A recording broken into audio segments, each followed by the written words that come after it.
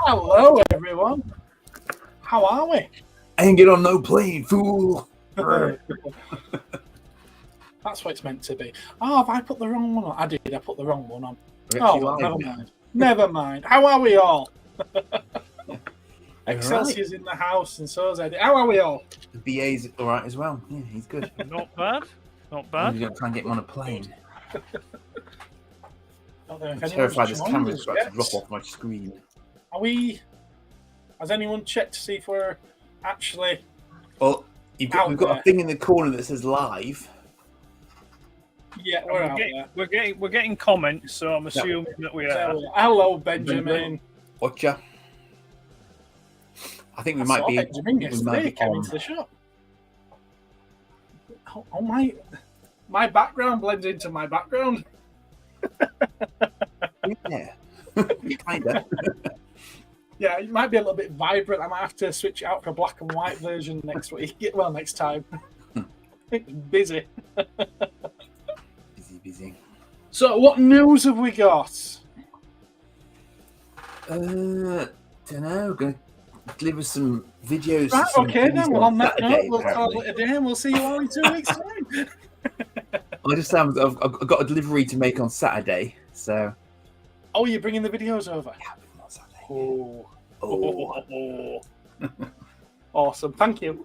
Thank you again for taking them. Oh, Mark's here as well. Hello. Cool. I always pause as though to give them a chance to say hello back. You know, it's like, it doesn't work like that, does it? Doesn't work like that. Not quite. No. Not quite. Not unless you're on a Zoom call or something. Yeah. No, I thought I will gratuitously plug your videos, given that I hadn't. I failed miserably to join it last night because when I rewatched it back, I really wish I had been on it because that was probably epic. Bless you. It was a good one. It was a good one. That one, Yeah. fair dues. Yeah, I mean, there's some quality stuff from the Vectis at knockdown prices. I mean, that was really Well, nice to that see one Star Wars lot was a knockdown price. Everything else was. Everything else, not so much, but Yeah. Oh, that was what I planned to do today, actually. I was going to sit here with the suit on for when it starts. dare you though? Dare you? And No, will it fit? no. I get one of the kids to do it. Yeah. You should have put it on. You should have put it on one of the kids on your video. Then they could have held the stalks through. They weren't there at the time. Well, your mum. Unfortunately. Put it on your mum. My mum. I don't think it'd go around my mum. Look at the That's wall harsh. space behind That's harsh. Andy. Yes.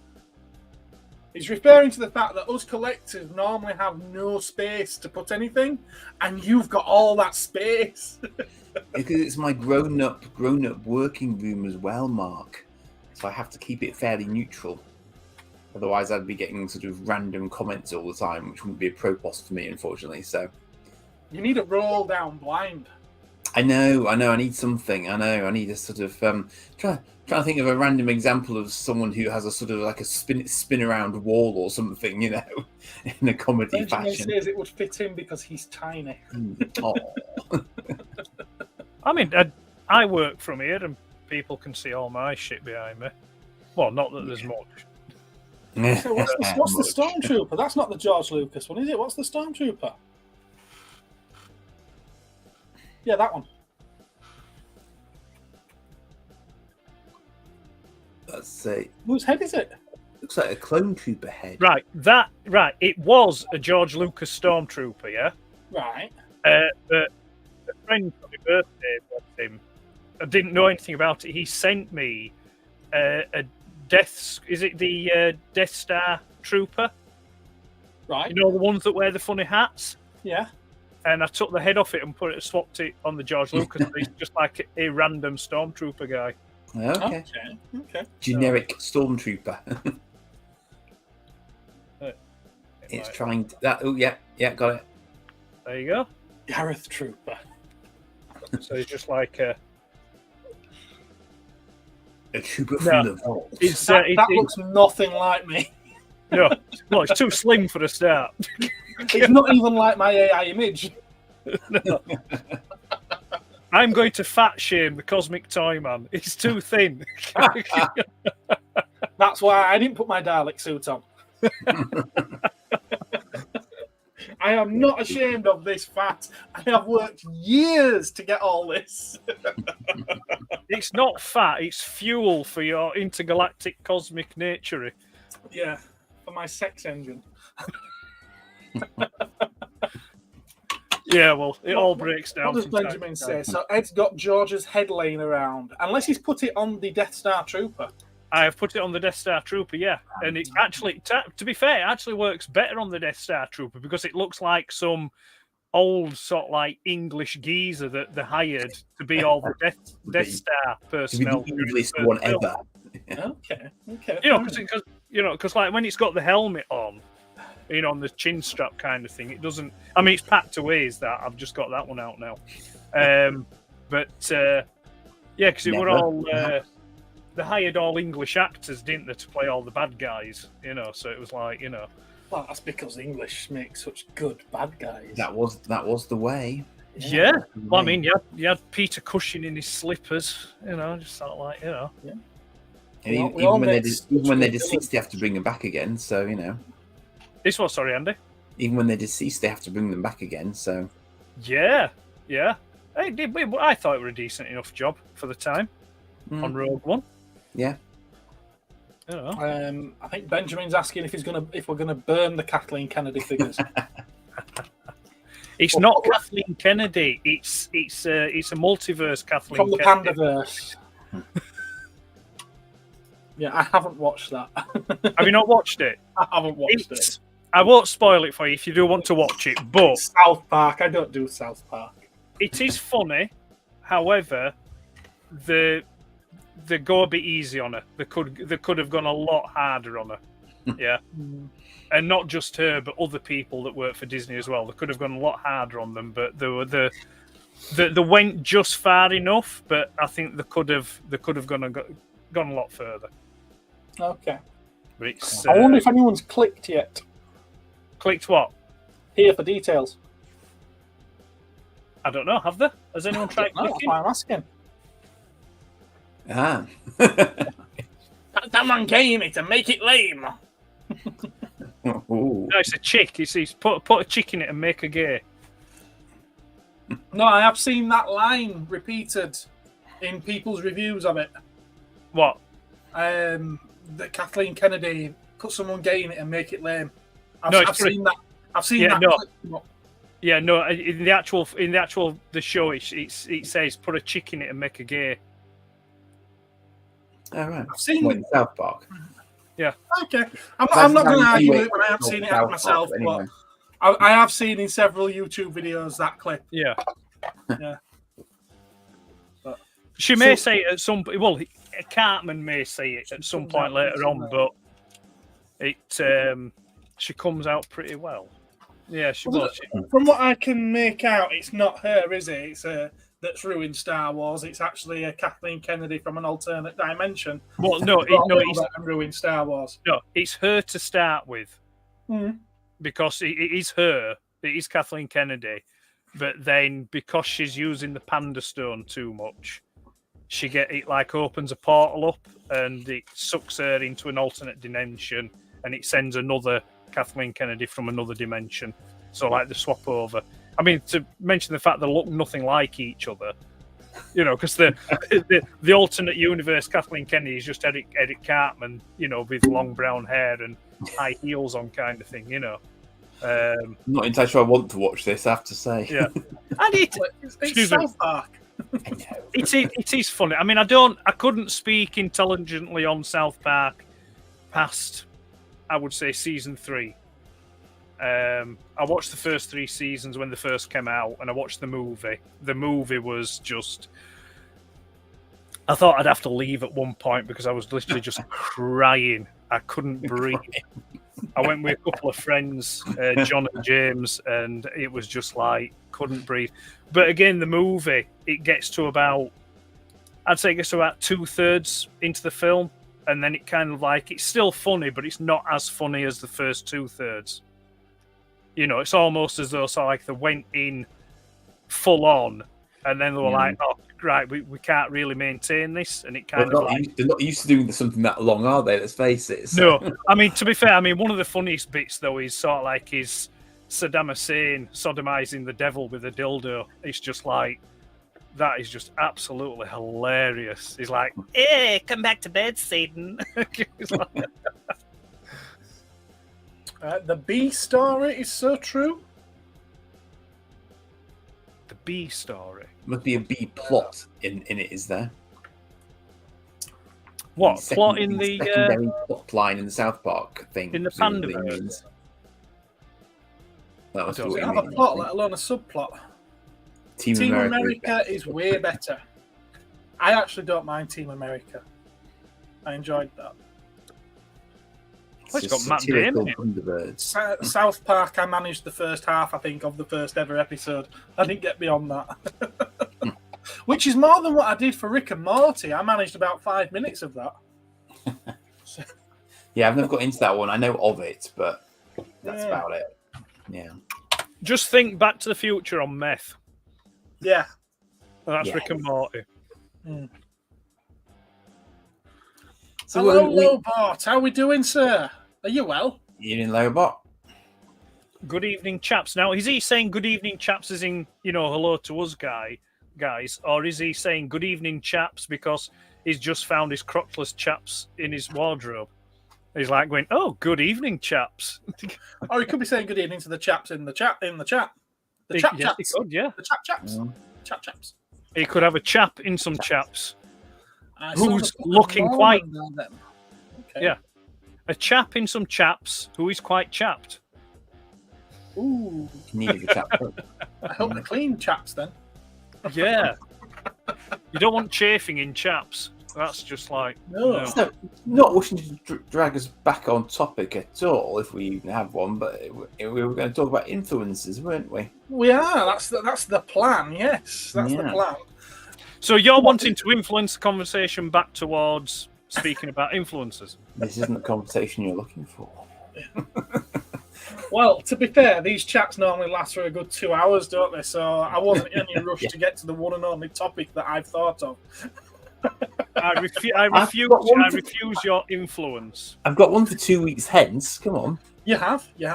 In fact, I had it, and then I lost it, and then I had it again, and then I dashed upstairs to get my phone and say, I'm going to tell you this before I forget it again.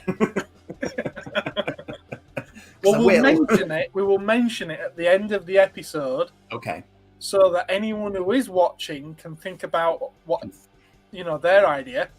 So we're giving them homework now, basically. Yeah, and then they can join in with us next They time. can join in. Okay. Yeah, that's the idea. That's the idea. On corgi cars. Yeah. No, Mark, not one. Right. We'll go on then. We'll get on to our topic, which is I wouldn't mind. I haven't done any homework for this myself. I'm literally just going to bring up my YouTube and look at who I subscribe to. Okay, And careful. that's literally us talking and discussing who it is that we watch on this platform. Yeah, 'cause and I also I actually had a secondary thought. So I Ooh. had thought about it. who is adding layers, dear? Layers. Yes, Like because an onion. you'll often find that on some of my videos, at least, I often blame the eBay algorithm for influencing me, because it often leads me down the proverbial garden path into things that I hadn't thought about. Like last night when it started showing me god phoenixes from and sort of Gacha Sparta, things of this nature from Battle of the Planets, and I'm like, that's not fair. I've forgotten about them, and now you've led me down this dark hole of potentially getting broken ones that I might be able to fix ish, or I could just buy a better one for like 3 times the cost.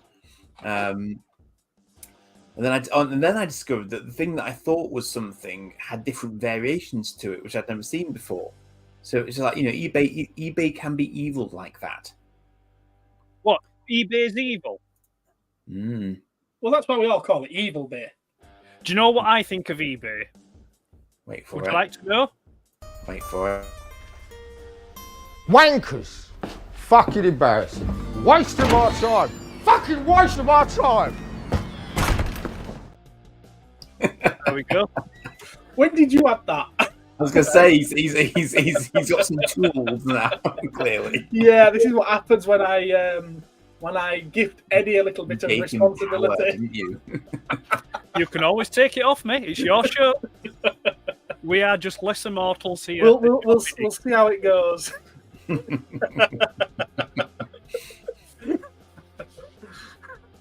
We may be needing a new council member by the end of the night. Fine by me. Actually, you know what I think of this? Wankers. Fucking embarrassing. Waste of our time. Fucking waste of our time. Oh, Right. dear me. That's the last time now. Go on, carry on. What were you on about? Interesting. Actually, I no, don't that's it. know, No, I I lost it. forgot because my attention lost span ain't long enough. Right, Andy was telling us about how he gets drawn down the rabbit hole by That was the other word I eBay was looking and Right. its unscrupulous algorithms. Which are uncannily accurate, and they apparently have a direct telepathic link to my mind, which is quite worrying. See, really. it's strange because I never look at anything that eBay recommends to me. Interesting. Yeah, I literally I go to eBay, I search, and that's as far as I go. He's gone. You're clearly a more cultured man than I. What can I say? It's all right. Me flap's a bit loose. No, but normally I start searching for stuff. I'm telling I you, will there's be- exercises you can do to remedy that. I can quite happily search for stuff. What But then health when I lose focus, my eyes drift down to the recommended or sponsored bits, and I end up getting Hello, distracted. Kirsty. I said hello to Kirsty before. Yeah. Oh, I didn't. Yeah. So it's Mark yeah, says I've given him unlimited power. like the Emperor. Yes. Unlimited power. So, but beyond that, I don't know. I mean, really, I think for me, finding you was down to the Leicester Vintage and Old Toy Shop on Tour series. That one. Cosmic, that one. Him there. Because had I not been watching that, I wouldn't have tried to go to Leeds and discovered that he was in Dewsbury. Yeah. That's stupid. But anyway, but that just and that was actually because of COVID as well. Had I not been poorly with COVID, and even that was actually down to the YouTube algorithm that somehow threw that at me. So God knows why that got recommended. Because I don't remember why I first started watching it. I don't know if I'd searched for something else, so YouTube thought I'd be interested in that or something. That was on my telly, which doesn't have my normal YouTube account on it. So it was that random, I think. I don't know. Because even the shop in Halifax that I sometimes used to go to, and it seems to be dead now, but he wouldn't have mentioned them because that wasn't really his thing. He didn't really have like an influencing presence at all. He did have an eBay account, I think, but that was about it. So he wasn't like he was doing this. So and then for me, I also then got recommended Froggy Flips by YouTube, and started watching that stuff. In parts because it was a really fascinating little window onto American life as much as anything else. Because when I started watching his videos, he didn't do just toys. He did all sorts of random stuff. And he just seemed to have this encyclopedic knowledge of what would sell and what wouldn't. So he was just picking stuff up from our equivalent of car boot sales, yard sales. He saw you on my channel, say it. So he saw you on my channel, eh? He's trying to infer that you saw Cosmic Toys on his channel. Oh, right. I'm sure I would have done as well. But again, you see, I don't know how I came to find Mark's stuff, but I definitely remember some of Mark's stuff from sort of way back. So it's kind of, yeah. But I suppose you naturally settle into a sort of a circle of similar channels because everyone's watching everyone else's stuff, so it kind of plugs you into it, doesn't it? But it's all very clever. Fair dues to the algorithm gods. I mean, it's clever. Friend, you not do salacious rum. That's interesting. Mhm. I've been invited onto Salacious Rum's, what's he call it? Lego Studs and Brick Babes. Oh yeah. I was invited onto that on Sunday, but I couldn't have done it because housework was going on around me and hoovers were blaring and kids were screaming. It wouldn't have been made for a very interesting. Lego Studs and Brick Babes. That's the one. What is this? Some kind of like Lego porn site or something like that? Oh. No, I you knew need, you you were gonna need, go you there. need to watch a little bit of Salacious Rum to get his sense of humour. Right. Okay. He's cool. He is cool. But yeah, I was putting Doctor Who jigsaws together and they were like, oh, come on and join us, that'll do. It's literally just a bunch of people. I think it's on a Sunday every week and they build Lego sets and chat while they're That was one of the things I started watching actually when I was during COVID times, because I think a lot of people started, obviously, and a lot of people got more audience through lockdowns and stuff as well. But there was a channel called sort of London Bricks and places like that where I was, because I was into my Lego. Your eyes, it's just dying. It's fine. Is he all right? He's got his water. I think he's gonna have a slurp. But you know, because I was doing Lego ideas already, that you know I started getting shown stuff like that. I think on YouTube. So you know, one of my first live interviews I did on camera was for one of my Lego ideas for my Eagle, and that was quite good fun. And then I got involved with some of the streams like that from time to time. You know, so yeah. Have you overheated, Ed? Warm? He's warm. You what? Have you overheated? Yeah, feeling warm now. But having right, having a dab on. Perhaps I'm perimenopausal or something like that. I don't know. So anyway, so what you're trying to say is then, in a kind of like shorthand version, Andy, is that you're influenced by eBay. You go on a night and you just spend loads of money. No, I'm quite picky, and Gareth will appreciate this because I like to get. I have a certain minimum requirements in terms of, you know, what something looks like. So for me, I think it's a question of, you know, would I be all right to display it? That's what it boils down to. So like I'm looking at all these God Phoenixes and they're all kind of wrecked to some extent or another. I'm thinking, do I want it for a video, just sort of show people what I'm talking about, and if I did that, would I then be able to display it? And if I can't display it afterwards, I'd probably go. Could you piecemeal one? Like, you know, buy various, you know, maybe two or three junkers that and make one good one. That's exactly what I was thinking about last night. But ironically, the only way I could get the pieces I need would be just to buy a good one anyway. Right. So there may not be a huge amount of point. I suspect the ones that you find that are junkers would all miss the same sorts of pieces. Right. So you would never be able to do it without actually just buying a decent one in the first place. Effectively. What I mean, I've not looked, but what's the ridiculous prices they're going for now on eBay? Well, actually, the one I was looking at wasn't. There were two I was looking at. I'm not sure if I know the official names, but there's one called PB-94, which is a combiner of about 5 ships that interlock together to form a big delta. Yeah, I know.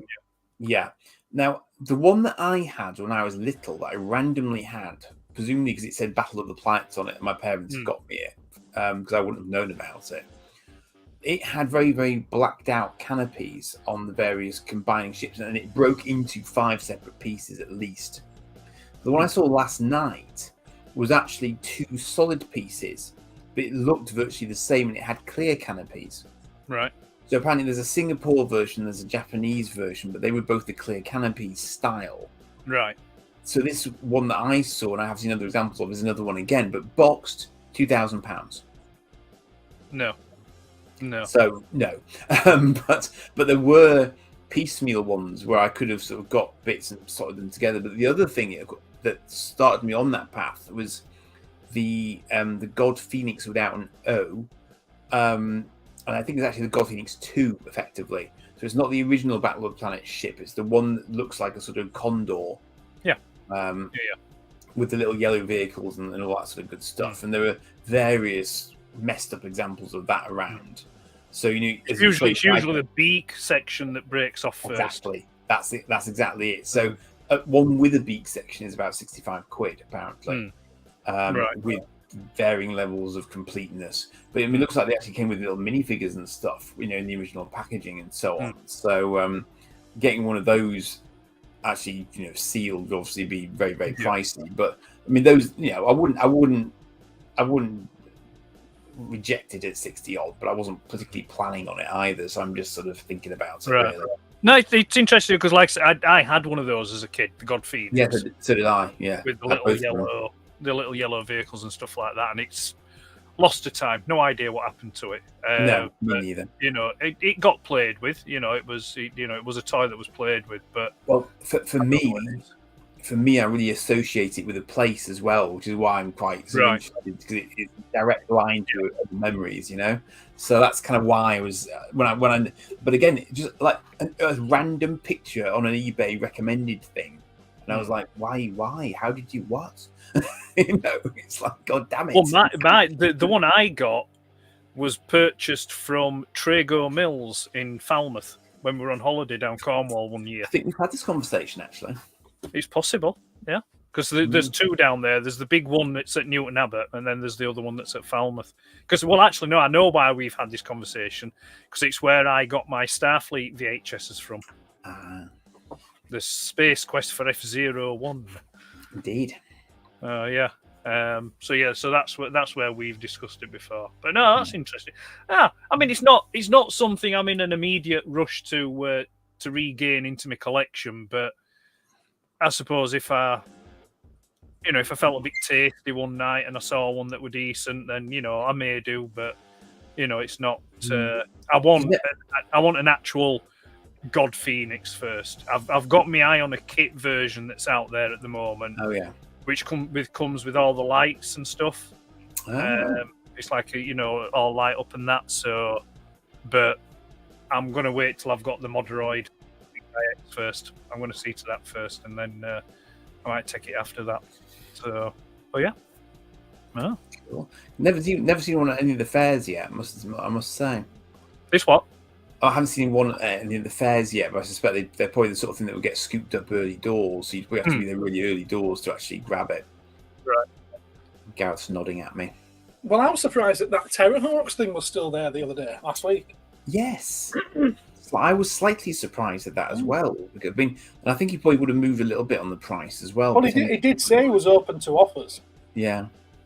Yeah, it was in. But the thing is, those versions of them are quite plasticky.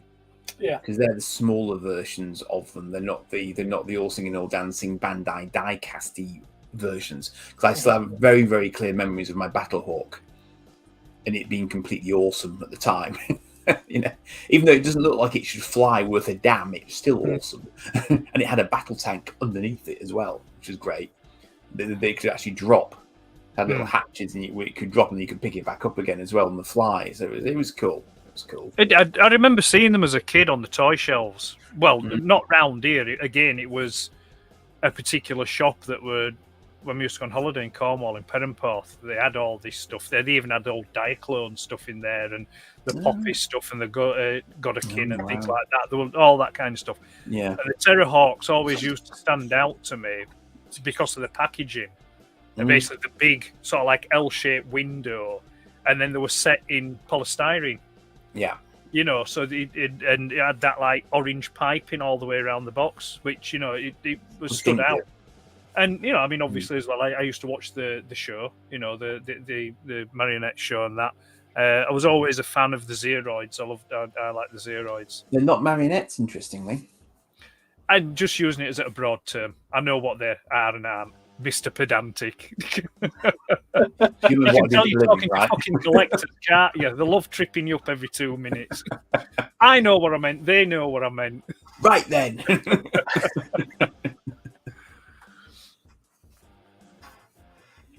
So that's your influences. I was just going to say, getting back to who the influencers are, who do you subscribe to on YouTube? Some bloke called Cosmic Toy Man and Blue Harvest Toy. I'm at other side. I'm at this side. All around there. Them. Him. That one. Him with the big glassy cabinets behind him. So that's now all of us because of the background, so that doesn't work out.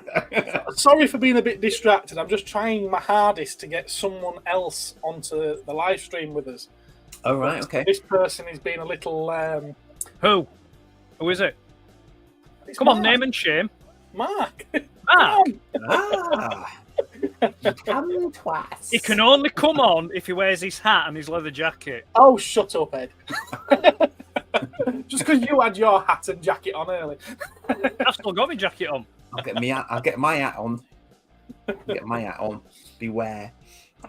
No, he's been a bit reluctant, bless him. Oh. He says he'll do it if I give him my Robo Skull, but he's got no chance.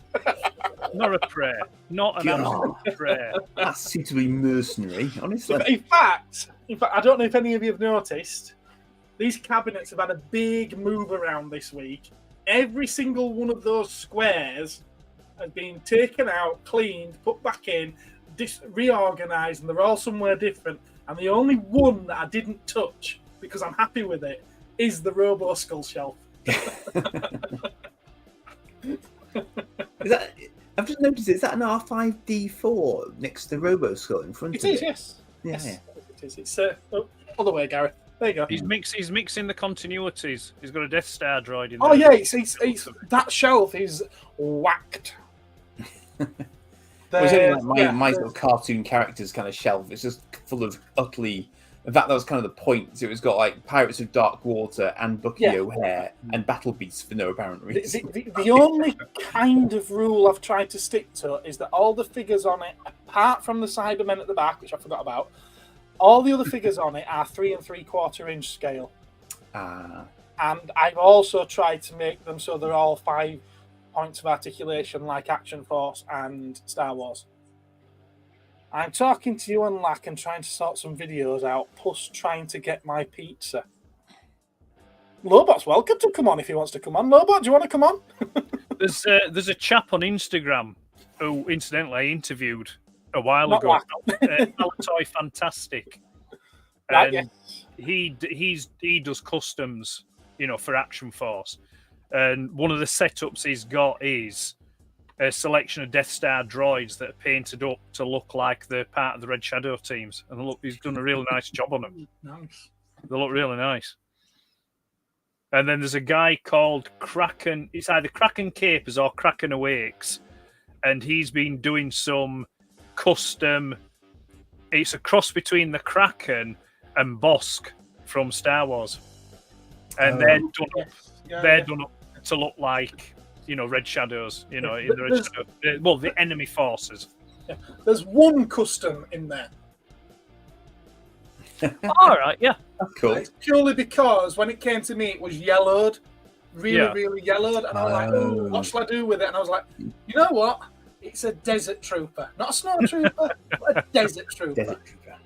It's Trevor the Beige. And it Possibly a fits. Swamp It Trooper. fits, it works.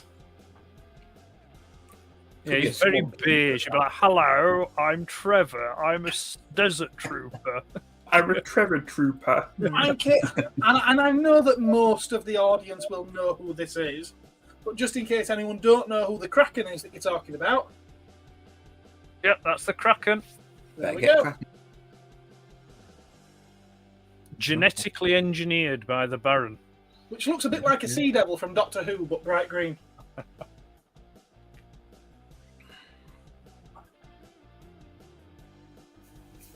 I'm sorry, I lied. There's one other that's not 3.5, Max joined us. 3.75 inch. Hello, Lack. A die-cast Hulkbuster that was gifted to me yeah. by one of my subscribers and one of my good customers and friends. Thank you very much, Arif. And while I'm thanking people, Benjamin, I don't know if you can see it, but thank you very much. Your gift of a Godzilla die-cast Hot Wheels Bigfoot thing? That's right there. Right there. That's Godzilla. Behind the... I'm trying to work this one out. These poor beggars are giving you gifts. You own a bloody toy shop. I know, isn't it? What are lovely? they doing giving you stuff? You should be They're giving my them people. stuff. I look after them too. You should be giving your subscribers freebies. Well, speaking of that, thank you so much for that segue. Because I don't know if you've noticed, but I'm heading towards 500 subscribers now. I've passed the 450 mark, so I have decided to do a giveaway.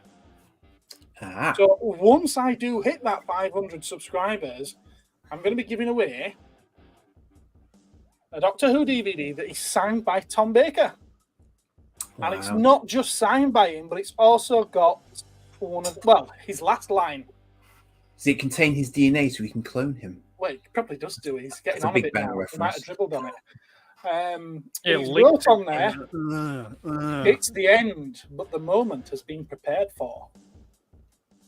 So, of all those DVDs that I've got, the very first one that I've picked out with an idea of what to do with it is to give it away. Oh. So yeah, first giveaway on the channel. But we need to hit 500 subscribers first. I don't know how I'm going to give it away yet either. I've not looked into that yet. What you could do is you could give it away to the person who wins it, and to claim it, they've to come to the shop and spent £20.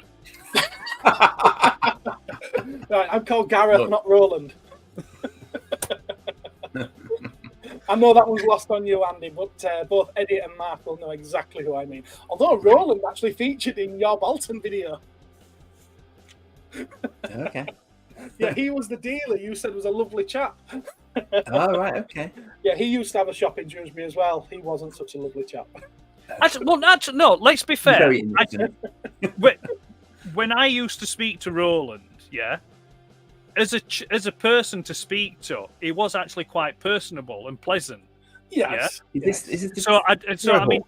if you can separate that Oh. from, the person as he was as a trader and a buyer and a seller, but actually just speaking as a person, it was fine. It came across quite personably, But everybody has different experiences with people. I mean, shock horror. There's some people out there that don't like me. It's just like, Oh, there's You know. certainly some people that don't like me. There's some people that I've made sure don't like me. Can we say hello to Lack? Because I'm not sure Lack's been here before. I don't know if he has actually. I'm trying to find. There we go. We'll go with that one. Hello, Lack. It seems to be a big conversation between him and Blue. Him Yeah. and Mark.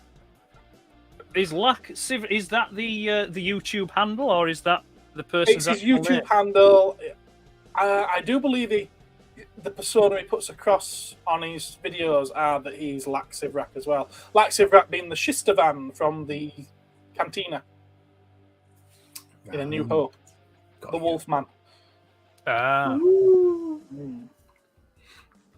Am I right in thinking that it was the special edition as well? Because I don't think it was in the original cut, was he?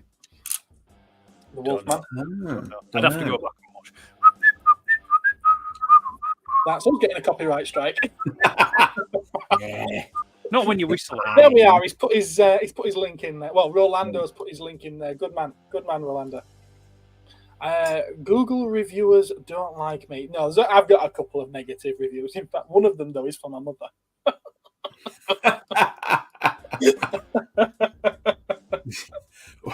So it certainly ain't me. That makes no sense. All the original. Only some. Yes, only some. I'm guessing that's to people who dislike me. Right, let's get back on topic. Eddie, who do you subscribe to? Not many people. I made a list. I did my homework today while I was having my dinner, and I made a list. There are quite a few. Right, with regards my hobby, if you will, yeah, of the Vaults of Iacon stuff.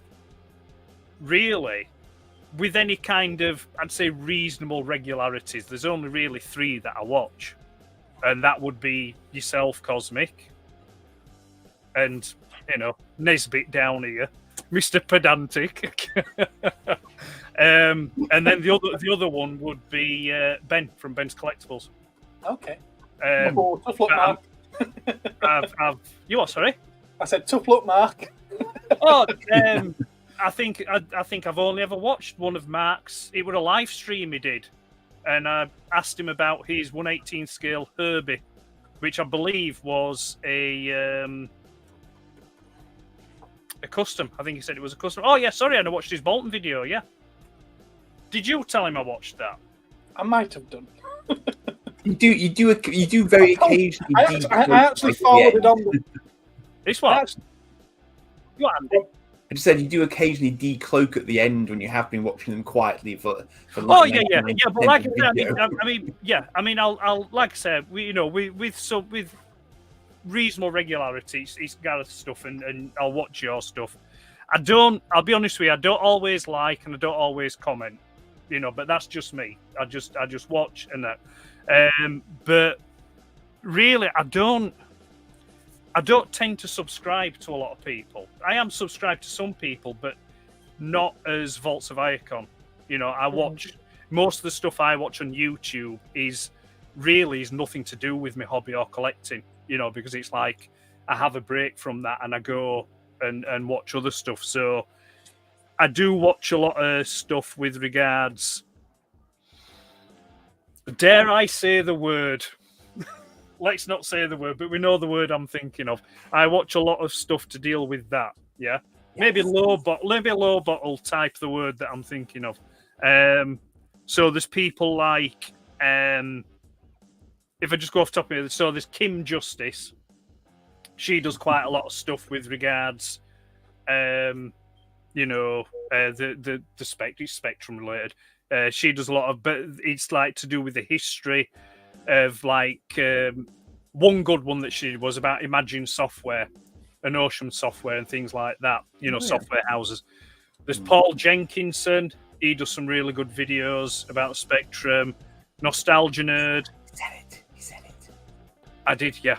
But then, other than that, it's just like most of the stuff that I tend to watch on YouTube is kind of. It's kind of sort of like. It's more on the lines of intellectual stuff to get me thinking. So there's a lot of stuff with regards to space and physics and things like that, and astronomy and and stuff. Anything to do with like space. And science. I mean, like Isaac Asimov lectures. I watch them every year and stuff. So it's all that I prefer. Because of the stuff I post on Instagram and things like that. I usually find out what I need to know on there. So if there's anything coming out or if there's anyone's done a review or anything like that, I will watch the occasional. If I get a new figure in. There's one or two people I go to watch like a transformation video, and I'll go and I'll say, right, okay, but I think the main reason why I don't bother or try not to is because I don't want to be influenced. Hey, Cat. Yeah. And that's I mean, I don't watch people to be influenced particularly. No, it's more to have interest. I don't really watch to be influenced, and yeah. I think past a certain age, you know what you like anyway, and it's not. Yeah. It's more to discover stuff, isn't it?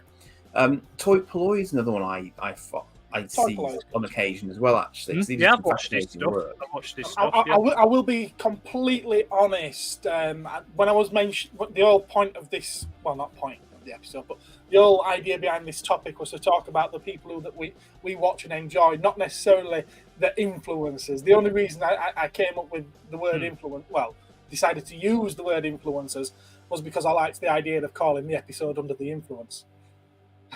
It's purely for that reason.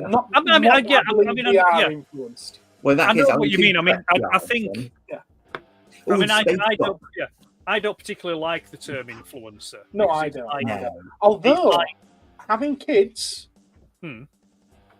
And knowing what they watch when they visit their mothers on YouTube and how they come back talking about it and what they then want to do, they are influenced. Definitely 100% influenced by what they watch. But then again, they're influenced by watching anything. It can be something on Netflix, it can be a DVD. They're influenced by what they watch. They're sponges of kids. Bloody TikTok. Really are sponges. Oh yeah, as children, yeah. I mean, I think, like I say, as you get older, and like what Andy said, you get to a point. I mean, it's I mean, if I get a whiff of if I'm watching something, if I get a slightest whiff that someone's trying to, send a message out or try and, I just turn it straight off. Thought, no, balls to you. I want to watch something to be entertained. I don't want to be, told a thing or, that kind of thing. So, but yeah, kids are like, sponges, as they say. They really are. But and I will be honest. I probably have been influenced, but more a point of being reminded of something that I've forgotten about, and then it's like, oh my god, I forgot all about that.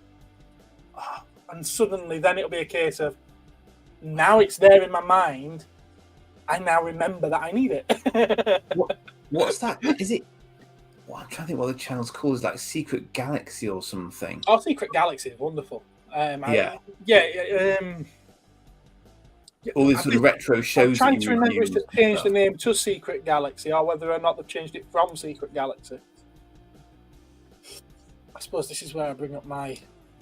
I mean, Lobot makes an interesting comment in the chat there when he says that one you put up actually went a bit mad when I first discovered the toy community. Now struggle to that. It's Secret Galaxy. It used to be Toy Galaxy. Because that is an issue for me as well, in particular, because it's like, how the hell do I actually manage to keep up with everyone who's producing content? Because when you actually stop and think about how many hours just a few of your favorite content providers put up in a week. For me personally, given that I'm sort of single-handed and trying to do everything else as well, it's kind of, I don't always keep up with everything because I just can't. And I don't even watch that many series on the TV, really. So I always somehow seem to be time poor somehow. I'm not quite sure how, but it does happen for me. Certain toy YouTubers have lost their way. Now, if only there was a way that you could elaborate upon that, where you could actually put your point across properly, Mark. Rapidly, in real time, without use of a keyboard. Well, you're welcome to. Come along. I've sent you a link. Toy YouTube. Yeah, I'm going to say what specifically does it mean by that? How have they lost the way? And is there a way to start with? I mean, people do what they do. He's implying that they've sold out in some way, Ed. That perhaps they've given over to the commercial gods of money. Perhaps they're going to get paid for promoting things which perhaps they don't truly believe in. Well, I mean, I'm not being funny, but if it puts money in your pocket. Why not? If someone came along to me and said, "Look, I'll pay a shit ton of money to do this," I'd be like, "Yeah, go on then. Thank you very much." I'm looking at my subscribers list now, and I'm like, "Wow, there's quite a lot live all at the same time." It's like, 2 of them are you. Funny that. What's that? I used to also say I'd rather float with my hypocrisy than sink with my principles. I think he's saying that they lost their integrity. Yeah, I think I know what he means by some of them. I think I know what he means by some of them. But in what way? In what way? I mean, integrity in what? Like I said, the shipping for a particular company or what? I think I could be wrong. I could just be putting words in his mouth here. But what I'm reading here is that there's a lot of toy companies out there that had certain opinions on certain brands, and then when those certain brands start sending them things for free, all of a sudden those brands are amazing and they can't do anything wrong. It happens. Yeah. It's tricky, isn't it? But the thing is, though, you have to. I mean, playing devil's advocate here, you have to think if someone. If I could just interrupt for 1 minute, Ed. If I'm wrong on that, Mark, I don't want you to tell me in the comments. If someone rocks up to you and offers you some money and a good chunk of money to do something, and you need some money, it's like, well, because at the end of the day, they are only toys. It's not important, really, is it? So it's just like, get a few quid for saying this is a good toy, even if you don't believe it. No harm done, really. Like I said, if anyone wants to offer me to review a toy, you know, I'm available. He's always available. Yeah, I'll take the money, thank you. Screw me integrity. I'd buy that for $1. Yeah, Fair enough. integrity doesn't put food on your table.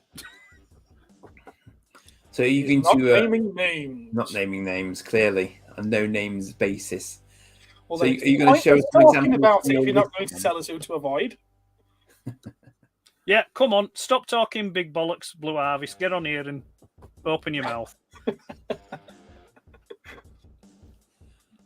Well, I You're gonna suppose I say- should mention some of the ones that I follow then, shouldn't I? Yes, Yeah, come go on, on, get do on that. with it. Go on. Okay. Well, Who are your well, I know one of your influencers. influencers. Yeah, I know someone who's influenced you, especially on. with regard to videos with segues and glitch effects and. There's a lot of those. There's a lot that use that. But go on. Mhm. Go on. What? What we were talking about last time I saw you, and I was saying you've nicked my bloody shtick. With, Oh, right. Okay. Was he? He wasn't actually being that dense, was he? Really? no, it was just plain hard to get. Yeah. Well, no, the glitches I've been using since I first discovered them in not CapCut, but the one before that. Yeah. What did I used to use? You use ClipChamp first, not Clip. ClipChamp. Yeah, you use ClipChamp first. ClipChamp. No, Yes. you've not forgot that you use ClipChamp. Get No, out. I forgot the name of it. But yeah, in Oh, he's playing out to get Andy. He's playing out to get. Senior in moments, I tell ClipChamp, you. in fact, if you go back to some of my Keeps us earlier videos, you'll see the glitches in there. The TV thing, it's one of those things that's been at the back of my mind for a long time, and there was nothing that I had in my videos that would have. Secret Galaxy does that. Yeah, exactly. Secret Galaxy, loads do it. One guy who I'm going to mention in a minute does it. But then the first time I had planned to do it, that I had, it'll work on this, Ed had started doing it, and I was like, he's going to think I'm copying him. But no, listen. I think it's You a know, case like of great minds thinking alike. Yeah, exactly. Yeah. copying is the sincerest form of flattery. So I feel flattered. And I would love to. Oh, hang flatter on a you right minute. now. Have you not stolen Blue Harvest thumbnail as well? No, after he accused me, I accused him. I didn't accuse him of stealing my thumbnail. I accused him of stealing the idea from my thumbnail, which was my head on the astronaut body that I designed I got a certain artificial intelligence to help me design the Cosmic Toy Man. And then I put my head on it. And then in the next thumbnail that Mark put up, it's my head and his head on Kirk, and I think it's Chekhov. And I was like, Oh, I saw my that one. idea. But he's saying now that he wasn't copying, he was influenced by. Tell you something, it's all sounding very Trouble is, incestuous like at the Simpsons, moment. they've all- yeah, of course they have. Everyone's already. I'm not doing anything original whatsoever. I don't think a single one of us is doing anything original whatsoever. But it's quite funny because whatever that thing was that you used to do our intros with, I can now almost recognize them on loads of other people's stuff. Because clearly that's a very popular tool that people use to. What's annoying is that a few years ago, about 2 or 3 years ago, everyone had these filter apps on their phone where they would take one of their photographs and it had just put an animated image across it, and so it was exactly the same picture, but it just looked like a cartoon character. And that's what I wanted to use in my thing. But all I can find now are these AI things. I can't find any of these filters. And the AI thing completely reworks the photograph and turns you into something completely different. Well, aren't there those people that you can purchase the services of for sort of discrete bits of work? Why would I do that when there's free ones out there? Well, of course, you're a Yorkshire man. I mean, why would you? Exactly. That's understood. We're all Yorkshiremen, aren't we? Oh, you're a little bit Welsh, aren't you? Originally-ish. Originally. I'm adopted Yorkshire these days, really. I've Adopted been Yorkshire. bouncing around Right, Europe. yeah, we'll go with adopted Yorkshireman rather than Welsh, otherwise I'll think of you with Velcro gloves and going out looking for sheep. I didn't know you were a taffy. I'm going to start calling you Taffy now. That's it. You are can Andy change Moore. the filter, and I have changed the filters. And if you look back at one of our previous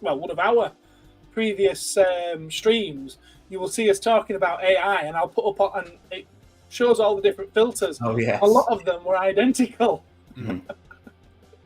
So, whereabouts in Welshland are you hailing from, Andy? Welsh. The northern part, Colwyn Bay direction, on the coast. I see. Yes. Been round there a lot of years ago, but been round there. Used to go on school trips to Cricketh. A lot of people go on school trips. Yeah, my son even went down there on a school trip, and it's like, yes, well, you do know where that is, you know. It's I did know is just along the coast from where I grew up as well. So a lot of people know that for the Great Ormes and all that good stuff. So, Right. Yeah. Yeah, but it was a good school trip for that. Went to Cricketh for a week. We did Snowdon, and then we also learned about this bloke called Gerald, who was like some kind of... He was a monk or something who got martyred. Oh, okay. Yeah, because I had Catholic school. It was a whole Catholic school thing, you know. Yeah. But yeah. Oh, very good. Taffy. On this week's episode of the Cosmic Welsh History. Yeah. I'm sure we can we can tie that into sort of a Torchwood episode somehow, can't we? I won't talk to you with my Welsh accent because rather than the valleys, it sounds more Punjabi than the valleys. It'll be that cannibal episode. Very Cannibal? good but uncomfortable episode was that. What episode was that? The cannibal one On what? on Torchwood. Torchwood. Which one was that? What series was that? It was the first series, Was it? but they're all out. They're out camping or something, and the Torchwood crew they're having their holiday and whatnot. And John Barrowman's out camping. What is it? well, They're basking some high heels. people have gone missing, and they think there's some supernatural reason for it, and it turns out it's Right. just a family in a farmhouse. They've got all these dead bodies just hanging up, wrapped in plastic, Right. waiting to be eaten. And Snacks. the scariest thing at the end of it is when Gwen asks the chap, "But why did you do it? Why would you do something like that?" And he just replies with, "Because I liked it, or because it made me feel good." Oh no, sorry. Because it made me feel happy. And it's just like, that's horrifying. Yeah. Well, allegedly, we are supposed to taste like pork. That's why humans are called long pigs. Okay. They taste like pork. Oh, okay. But interesting. Maybe someone could tell. So like on BBC iPlayer, they've put all the Doctor Who's on there now. Do we know if they've put Torchwood on there as well? I believe so, yeah. They have. Yeah. Right.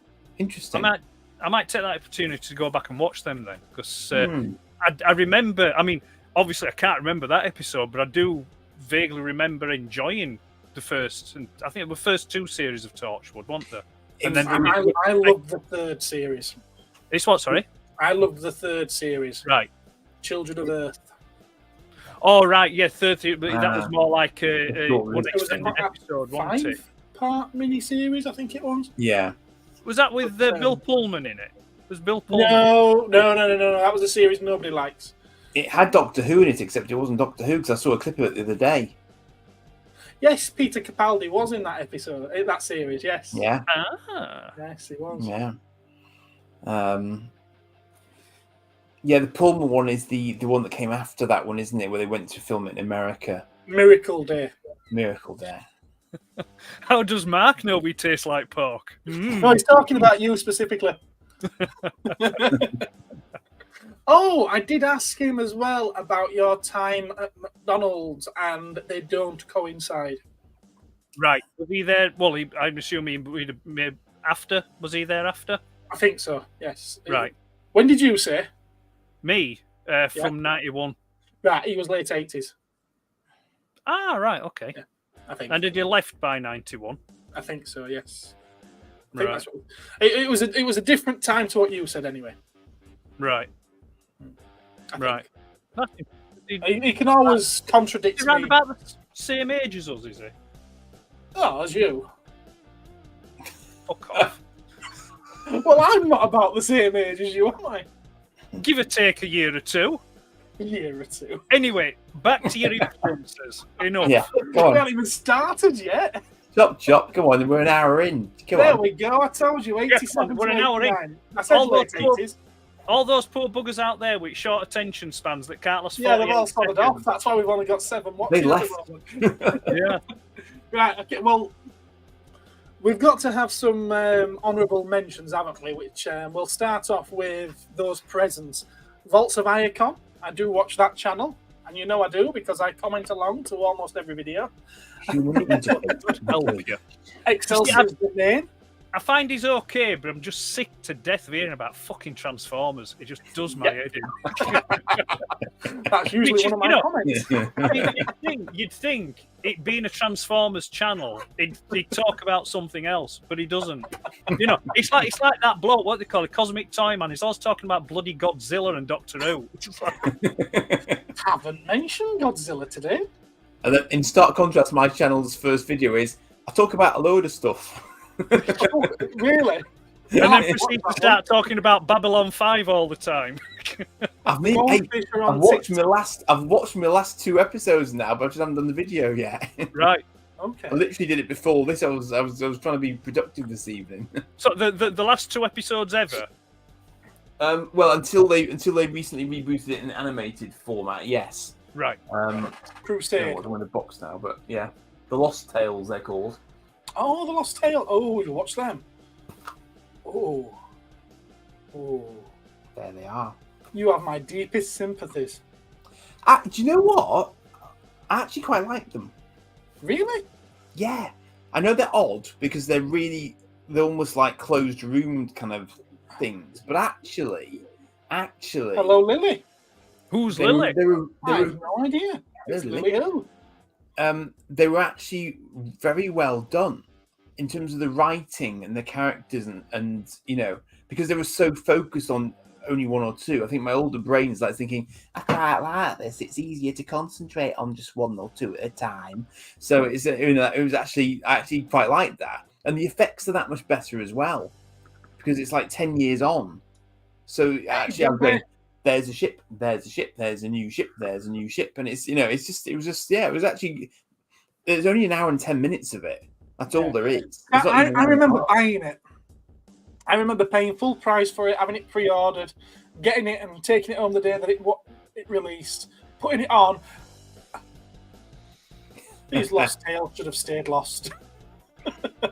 Well, yeah. I mean, don't forget. I mean, even by that stage, a lot of the original cast had passed, sadly. Yeah. And there's reference to it directly in it. Same with Legend of the Rangers as well. Have you watched that one? I have watched Legend of Aid, but again, with a more grown-up mind and more mature attitude, it's only mostly shit now, rather than being utterly shit. So you know. So with the animated thing, are they centering around the original characters but having voice actors in to take the voices? Where necessary, yes. Right. Yeah. Okay. Those that survived have redone their parts. So But who's unfortunately- shuffled on? Who's shuffled on then? Andreas Katsoulis. Right, Yeah. I'm going to nip off for a while while you recite this list. Okay. What's that? Short attention span going? Jerry Doyle. A long list. Yeah, Franklin, whose actor name won't come to me immediately. But yeah, they've lost a fair few. Peter Jurassic's still around. Via Koto isn't. Yeah, it's just they have lost a lot more than they should have done. Michael O'Hare, he's Which was gone. He was the first commander of the station all right. in the first season, but he's passed. But yeah, quite a few. Oh yeah, some because it quite were young. Mira Bruce Furley. Boxleitner took over, didn't they? Yeah. So he's still kicking, but Mira Furlan's passed as well randomly. Some sort of insect bite of all things. Crazy, yeah. But she was quite young as well, I think. So yeah. But Patricia Tallman's still around. She's done quite a lot of stunt work on other things over time as well. She was in Star Trek Next Generation. as a sort of background character and or stunt woman. So she's done quite a lot in the genre. She was in I don't know if it was The Evil Dead or something like that. She was in when she was quite young, I think. Right. Again, doing sort of stunt work, I think. So there's a lot of crossovers. Tracy Scoggins reprised her role because she's still around. So all the command staff apart from Bruce Boxleiter, are they all gone then? Are they? No, Claudia Christian's still around. She's done some stuff more recently on some of the crime shows in the States, I think. Right. No, so I mean, it's a mix, but I'm trying to think. What they're on command thing? What did they call him? Sheridan, was it? Sheridan was Boxleitner. Right. Sinclair was Michael O'Hare, so he's gone. I don't know about Andrea Tolman, but she's not really. She wasn't really involved with it much past the second season or so. I think Ed Wasser's still around as well. He played a chap called Morden. But yeah, it's just like a few of the more sort of prominent ones are just not around. Peter Jurassic still appears on podcasts and stuff. Bless him, though. He's brilliant. I thought he'd gone. Actually, is he still with us? Oh, he is. Yeah, very much so. Yeah, he is. Londo. He was Londo Malari, the Centauri ambassador. Yes, that's right. He's actually outlived his younger. Oh, right. Yeah. He's outlived his protege, hasn't he? Yeah, strangely. Yeah. Oh, Stephen First. Yeah, that was it. Yeah. When did he die? A few years ago now. It's been a little while since he passed, I think. Really? Yeah. Flounder has floundered. Flounder, yeah. Oh, bugger me. I think I'll have to watch Animal House at the weekend now. Or Babylon 5. No, Animal. I want to be entertained and enjoy it. It's only 110 episodes plus movies plus spin-offs. What could Don't bother possibly with go wrong? So anyway, Gareth, finish off your influences. I haven't started. Oh, well, that was good. Anyway, we're only an hour and 7.5 minutes into it. Any pickles this week, Andy? I'll just list them. I'll copy and paste, shall I? Your influences. My influence, the people I subscribe to. Well, I've got a lot of people on my subscribe list that I don't watch, and then I've got a lot of people that I don't subscribe to that I do watch regular. How weird is that? And the YouTube algorithm picked up on that. I know what you mean. So, I mean, there's toy-wise, a few obviously, people that I can't go without mentioning. Can I start this list without mentioning Mark? Can I? Well, you can't now because you already have. Yeah, but can I say that I watch him? I don't watch Mark because he's a load of shit. No, bless him. Obviously, I tune into Mark's as regular as possible, if only to wind him up in the chat. And we wind each other up. We do. We wind each other up. There's another Mark that I follow as well. And I try and watch every one of his videos because he doesn't put them out quite so regular. And that's Mark Yates from Brooks Collectibles. Oh, yes, Brooks. Yes, that's the shop in Blackpool. Indeed. I still get to get in it, actually. I like the way that he puts his videos together. He's so laid back and fun with it. Yeah. And he doesn't hide anything. It's a case of, I'm going to edit that out, and there we are. and with any luck, you will have just seen what I'm talking about now, because the Wi-Fi in Dewsbury is crap, isn't it? Why has it been a bit glitchy for you as well, Mark? Yeah, I was going to say I wasn't sure if it was me or you two, but yeah. Right. Okay. No, I lost both of you two. Well, you went glitchy.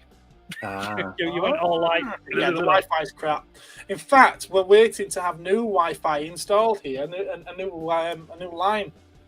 It was supposed to have been done 2 weeks ago, and we had a 3-week overlap of, because currently, I forget who we're currently with, We kept it on for another 3 weeks so that if there was any issues, we'd be okay.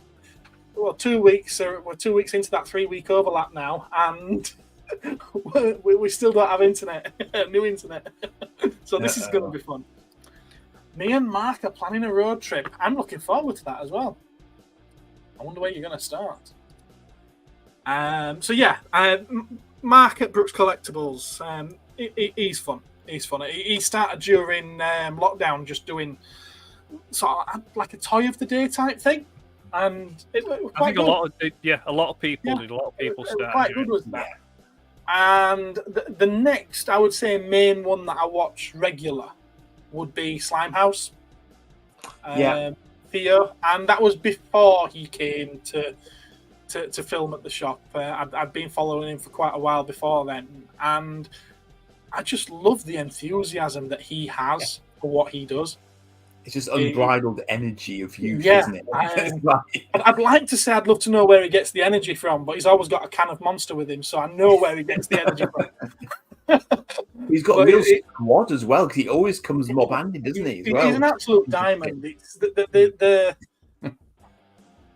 the professionalism that he puts into his videos is second to none. It's on YouTube level anyway. It's second to none. It's really, really good. Hasn't he got a new place to actually create stuff? He's building a studio in his back garden, so he can make toys out of the factory. Yeah. Another one which is pretty much brand new. It's called FOMO Toys, and I recommend everyone check them out. Looks like he's only been going for 2 months, maybe 3 months. Spelling, please. Explain. No, spell. Spell. FOMO. Fear of missing out. Fear of missing out. Okay, got you. Well, it could have been FOMO PH. Toys. So it's quite a good name for a channel as well. Are you writing them down as I go? No. No. No. There's this thing called YouTube which lets you watch videos back again. Oh, that's excellent! Is that you're going to sit through a 2-hour video to find this little segment? It's at 1 hour and 12 minutes. When you watch it back, I'll remind you of that. You see. But yeah, he's only got 4 episodes up so far, and again, he's put them together at such a high standard. And he's just talking about his collection. It's he his collects Kit a lot of Kat stuff. advert. Pardon? It's his Kit Kat episode. His Kit Kat episode. Yeah, it's 4th one. Oh, 4 fingers. 4 fingers. 4 fingers. I always preferred, 2 fingers. Do you want a Kit Kat tonight, love? What's professionalism, says Mark. Expensive. Oh, Jumpy's agreeing with me. He's watched the first few FOMO videos. The intro to the first episode it's another level. It's really, really fantastic. What's really fascinating to me though is that, my son would just do the stuff on his phone, which I wouldn't have a clue these days. I bet the phones are ridiculously good at this sort of stuff if you know what the hell you're actually doing. Yeah. And you're young. It's like I wouldn't, tablets, your iPads and you'd leave me behind. I think that's what it is. It's because I think a lot of it on the mobile, on phones and stuff, it's just like click and drop, drag and drop and stuff like that. Yeah. So it's technically speaking, they're not really being creative. They're just like I say, dragging and dropping, but I think, older school type of people actually going in and editing and doing stuff. I think that's probably more on the creative side than some of the newer ones on the phone. Fast. Well, yeah, that's the thing. It's just, it's convenience, isn't it? So they're using maybe they're using already sort of like set templates, which then you can just like tweak here and there, kind of thing, But yeah, I mean, you can't take it away from what they're able to do on the phone is good, I'll tell you what, because we can.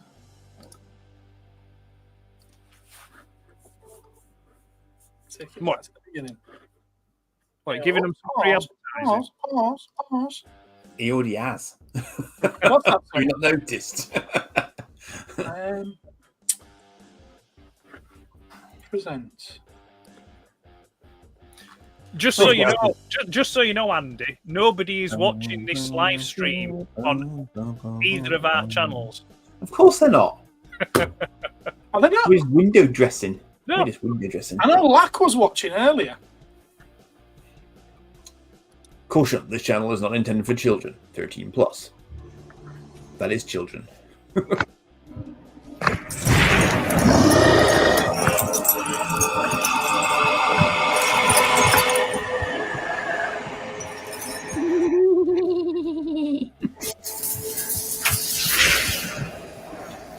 Mad balls. Not mad balls.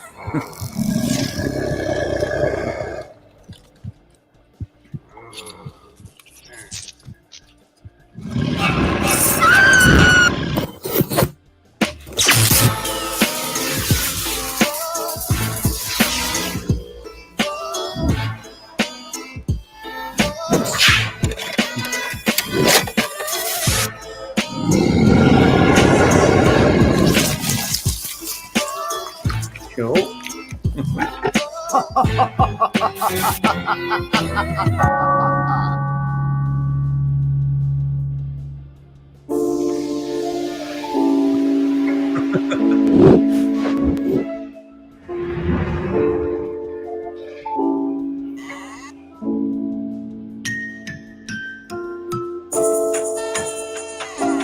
I wish my collection was tiny. Let me just get a couple of minutes, see if I can watch this. Maybe you should end it there. It is a bit long. It's really good. What, is this still the intro? It's cut for the rest of the episode. I am reacting to it.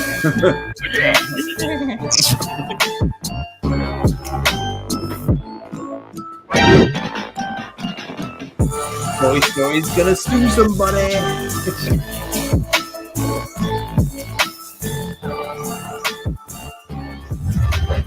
Hello, YouTube. Welcome to Photo Toys. Dude, so scary. Another grown man who collects children's toys. Oh, Boglin. This isn't Bill. But I think he's done a fantastic job with that. It reminds me of I really do. Spaced, actually. Yeah. It's like those sort of jump cuts. They're very sort of Edgar Wrighty. Yeah. It's certainly not copy and pasted. No. No. Somehow, No, it looks like he's using. He's either using After Effects or Premiere Oh, Pro. definitely, yeah. But yeah, he's welcome to copyright me if he likes. He can have whatever I would earn from this stream. Which is nothing at all. No, the whole point of mentioning him is purely because I want more people to go and watch his videos because I think he deserves it. He's obviously putting an awful lot of time and energy into those into his videos, and he deserves cleverly done that. Yeah, he deserves It is good. It is good. He deserves a better reaction to it because at the moment, bless him, he's only got 74 subscribers. let's start somewhere. I mean, the problem is, and this is an interesting thing because it is such a crowded marketplace. I say marketplace, you know what I mean? You know. Yeah. Well, that's the thing. You've got to make sure your content is as good as your intros. You know, because it's okay. You could have a very nice intro, but then your content might not be as good. Or you could have a crap intro and have good content. You know. Yeah. But yeah, it's good stuff. Yeah, no spinning camera. Deep cut. Orvian with Action Force, he knows nothing. Yeah. And? And? Are we not allowed to put other figures with Action Force? You're assuming there's logic to these displays, and I include my own in this. I don't think he's got any room to talk because the one or two videos I have seen of him, of his collection, there's stuff everywhere. It's just all mixed up. It looks like someone's just got a bag and just went boom. There you go. It's all over the place. Is this Mark? Yeah. There's no rhyme, no reason to it. There you are, Mark. No, Mark's collection consists of stuff Mark's got. That's the logic. Put That's it this right way. there. Put it this way. It must be an absolute beggar to dust when it comes time to clean. Like I say, it took me all day Monday doing these. Yeah. Well, I've said to Michael, I said, like, the first rule of my house is dust nothing. The second rule of my house is dust nothing. Because I've already Your had to- cleaner. You have a cleaner. Yeah. What? He has a cleaner. That's Yeah. what he's just said. He's got a cleaner. Yeah. Oh, he's a posh taffy. Yeah. I know. Anyway, back to my I know what list. you mean. I know what you mean, Gareth. I mean, as you know, all my stuff's in box. I don't have out on display. Everything of mine's boxed, and it even takes me probably best part of a day and a half to dust and tidy and clean everything, and my stuff's just in the box. That's You why know. I got somebody else to do it for me. Hey, to be honest with you, I didn't actually dust the toys. Just I lifted took them them up out, off the shelf and put And I them back dusted down. the shelves. 'Cause you can't see the All he's dust. done on is the move toys. stuff around. That's all he's actually done. Yeah. The colours are so bright, you can't see the dust on the toys. What? Hang on a minute. Look at this here. His mum cleans. Mark, Get a grip. I don't mean this to sound harsh at all, but not too long ago, you were worried about how much longer your mum had left, and now you're telling me you use her as a cleaner. She's not a Hoover. Yeah, the Bless her. exercise is important, Bless her. apparently. Nobody touches my stuff. Only me. The missus can look, but no touching. No touchy. That's right. That's right. So, who else do I watch? I won't say that I watch every one of their episodes, but I watch a lot of the Toy Federation episodes. Which, if you're familiar with Froggy Flips, you've probably seen one or two of theirs.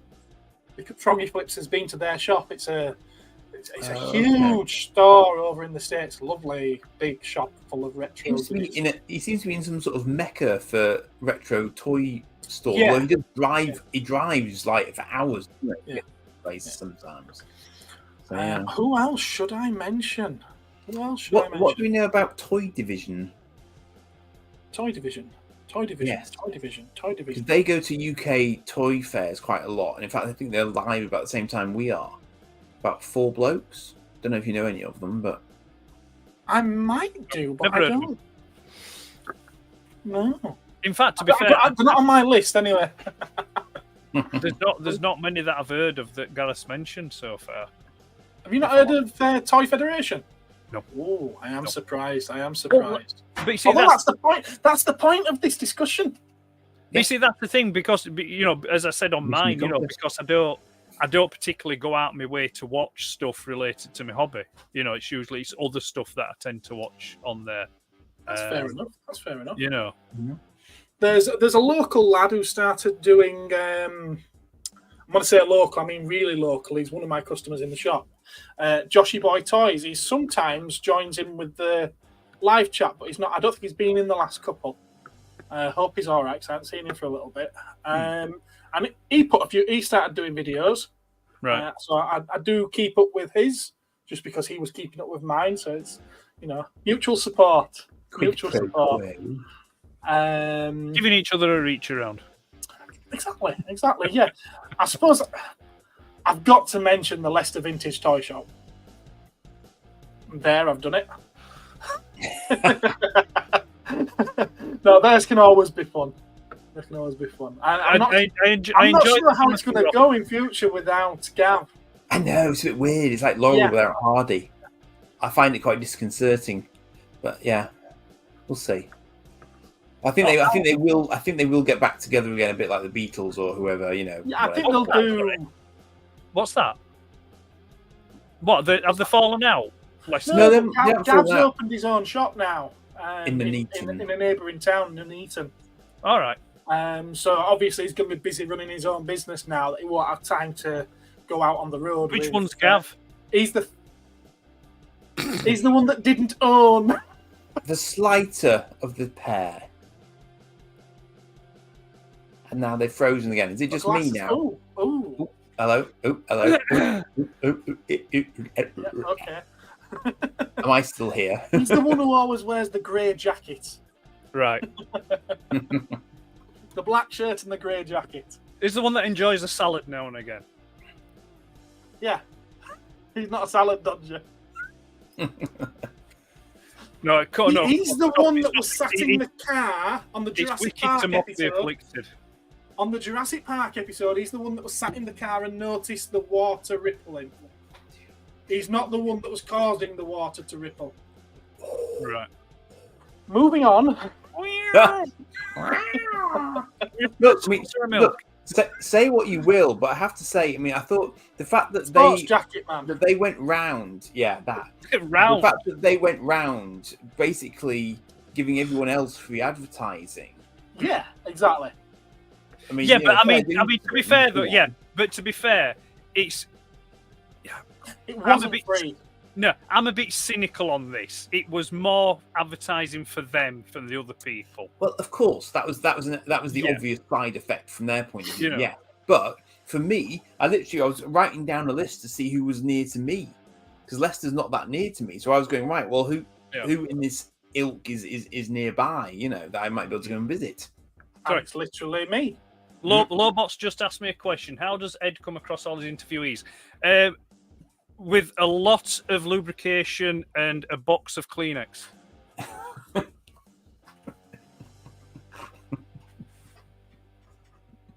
I hope that answers your question, Now it's Lobot. gone bye.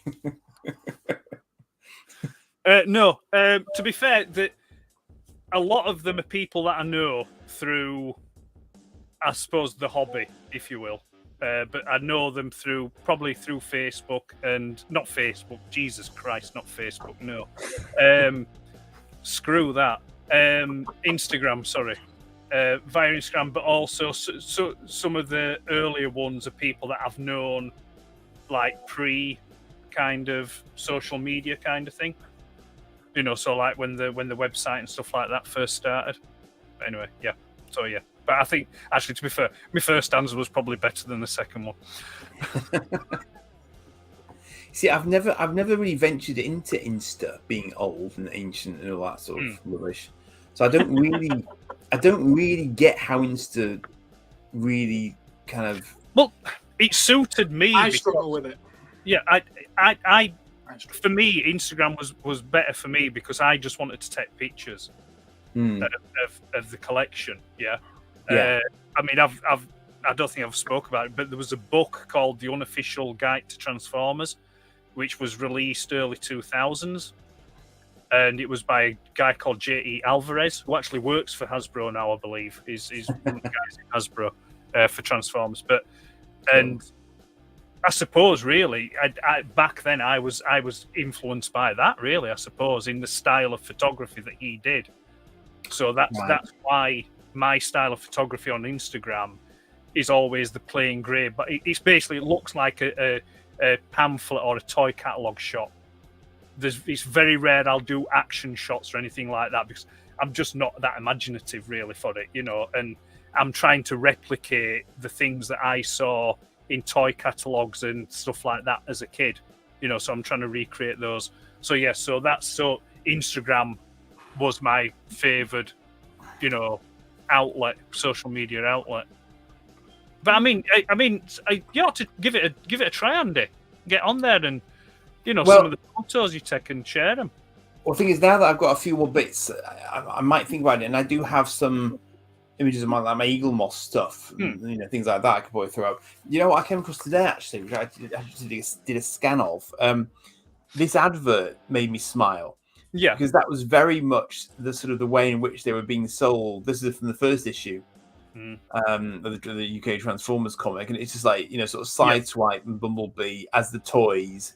If you notice on that as well, that is pre the change because it has them listed as warrior robots in disguise.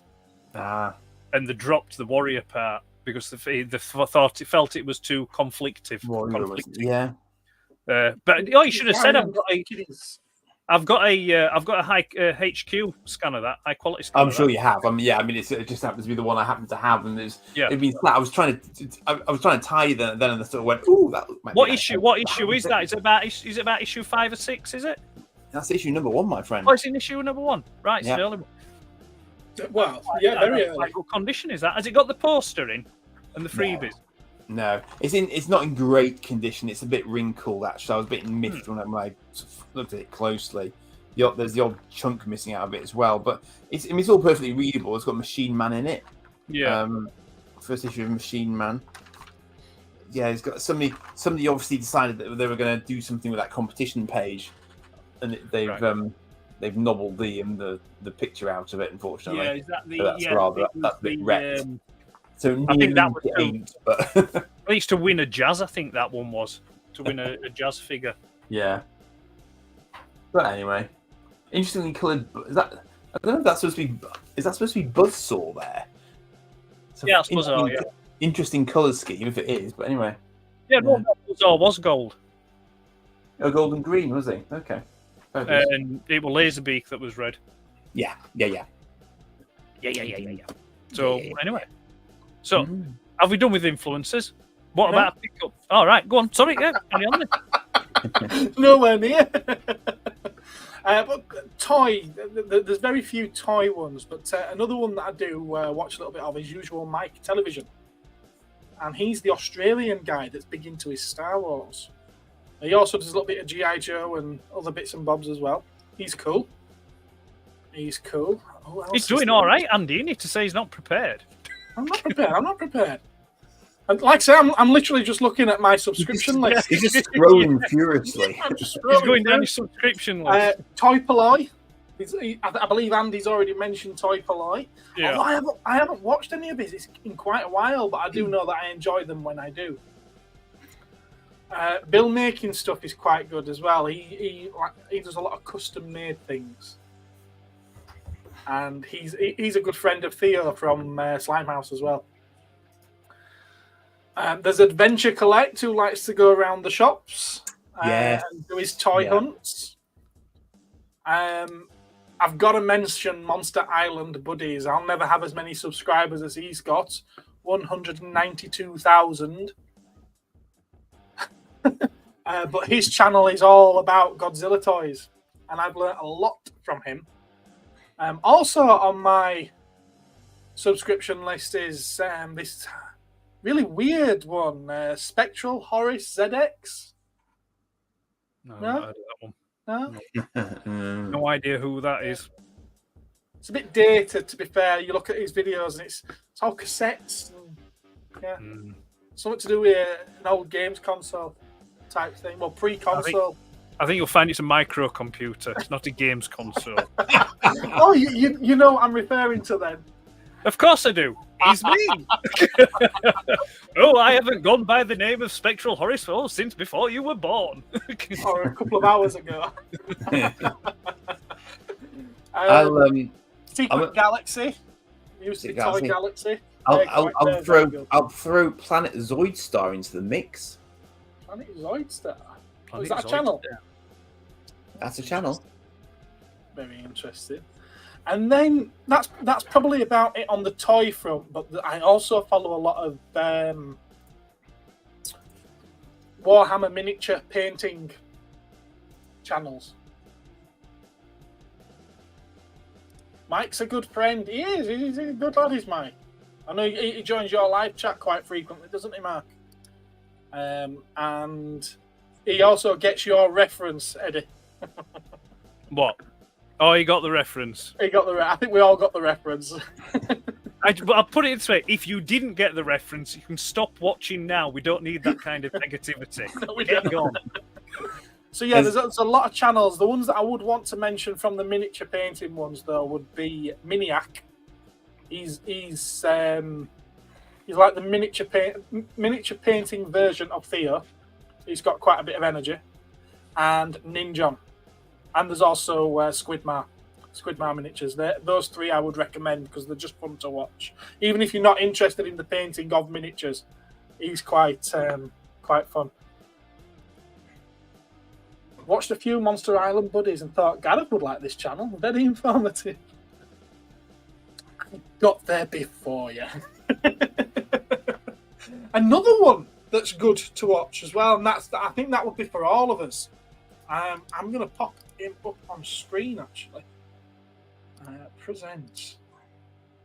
Share screen. That one. There we are. He fixes broken tech. He's fun with it as well. Yeah, he's quite good. Steve's Sticks Fix. He's definitely worth a watch for anyone. He'll try anything. But I found him through sort of like broken games consoles, or you know, the old. If you watched my latest episode last night, the Tomy Electronics type things, yeah, he fixes all them, and it's really good how he does it. And there we are. I've got that off my screen now. It's gone. Have you? I was shouting at the telly last night on your video. Were you? Yeah, when you were showing the Firefox F7 thing. What were you saying? I was like, he wasn't even fucking born when that came out. What's he doing with that? And? Have you ever watched Cinema Wins? Cinema Wins? As a channel. No. That's really funny. That really lifted my spirits during lockdown. He basically gives everything points in cinema for whenever anything sort of. Oh, sorry, yes, Cinema Sins, yeah. Oh no, yeah, but there's Cinema Wins as well, which is like a positive version of Cinema Sins. Oh, I know who you should watch, Gareth. Who I've never. Do you know Medusa Cascades channel? Heard of it. I'm not just from Doctor Who, but I've heard of it. Yes, yeah, she does all of. She's done, I think, the vast majority of Doctor Who she's reacted to. But she's really, really good. She's really into it. She's very, very genuine when she Actually, watches I think I have watched some of hers. Yeah. Let me just double check to see if it's the one I think it is. That fixing one that you mentioned. There's. Oh no, it's not her. I've watched. You found her through the Babylon 5, didn't you? Yeah, amongst other things, but yes, yeah. But she's now talking with the JMS who wrote Babylon 5. So her reviews of it have been so good that she's got his attention, and it's kind of so I've no idea if anything's going to happen off the back of that. But I'm very chuffed for her. Bless her. Don't know her personally. It's quite funny because she sort of. She talks to me on Twitter sometimes, you know, but she's never given me her real name or anything. She's very, very sensible, which is very sensible of her, you know, obviously. But she is very genuinely who she is, sort of thing, if that makes sense, you know. Mm-hmm. So yeah. And Mark's reeling off some other YouTubers. I know who he's referring to there, but I don't watch him. I've seen one or two of his videos, and yeah, Red Letter Media. I've seen some of theirs. But, yeah. Who else? Heavy spoilers. Is that a channel, or is it just YouTube in general? I like watching that David Starkey as well on YouTube. He's got his own channel, David Starkey Talks. He just basically goes over history. You know, like historical things, but he does it actually just as bare bones history rather than putting a. He doesn't talk about it as like through a modern gaze. You know, he doesn't judge it by a modern standard. It's just basically right. This is what happened in history. Deal with it, kind of thing. You know. Yeah. It's like it's that kind of thing. You know, which is good. You know. I could mention a lot more, but I was trying to keep it on sort of like topic to, you know, toys and whatnot. I mean, I could mention a hell of a lot more. But I mean, there's someone who regularly pops into our live chat as well, Mecha Conzilla. I watch his, although he's got a few channels, and I never know which one he's actually using at the time, because he seems. I don't know if he flicks between the two or just drops one and starts another one. But he's also a customer, and with a name like Mecha Conzilla, I can imagine you can guess what it is he's interested in. Yeah. I mean, you can mention some from Fluffy outside. toys, You, obviously. Yeah. you do say in your description, maybe some from outside of Yeah, Toy fair Form as enough. well. Fair enough. Yeah. Arbiter- BigDong.com and stuff like that. Shh. There's Arbiter Ian, who's quite good. He delves very, very deeply into the lore of Warhammer, mostly 40k and Horus Heresy. He's really, really good. I just quite like watching the animated Warhammer videos that I find on YouTube. You really be able to find on YouTube, but, And another good one that I only found recently is PB Props, and he restores props. The one that I found, it was a Cyberman head, and it had seen better days, so he restored it and made it look like new. And I was like, oh, I'm going to watch a few more of his videos. 3 weeks later, and I still haven't. I've got quite a few Elite flavored ones actually. I haven't played it for flavored ones. Elite, as in the space trading sim. The current iteration is Elite Dangerous, but I haven't played it for ages. He's played it on the Xbox actually, but I've got it on the PC. But I need to set up the joystick for it, and it's just like, oh. I used to play that on the Spectrum, the Elite. Oh, I used to play it on the BBC B. Well, it's the posh taffy again, Not all of us could have got a thought, It's only because my parents got conned into buying one. The only bugger who knew how to program the damn thing in the entirety of the school, including the science teacher, was me. So when it came to open day, I had to program the bloody turtle to wander around. Yeah, exactly. Guilty as charged, because basic was my playground. That's as far as I got. But won't wipe my ass on a BBC Micro. I've got another one that I think Jumpy'd like. Yes, large. Brings a new meaning to the word sticky keys, doesn't it? Yeah, I've got another one that I think Jumpy'd like if he hasn't already found it. Come on, I'm losing interest. You're losing interest. Oh no! Get back to your sticky keys then. I've got ADHD. I just haven't got the attention span for it. Sorry, who's next? You'd probably enjoy one or two of the videos on this channel. They're called Vranos. It's VRAHNO, and they do 2D. I say 2D. They do cartoon animations of Godzilla and all of the monsters. Ah, yeah, because you're trying to get into 3D animation at the moment, aren't you? No, I'm not. I thought you were. No. He's sculpting things to print off, aren't you? Yeah, 3D I'm not modelling. interested in animating.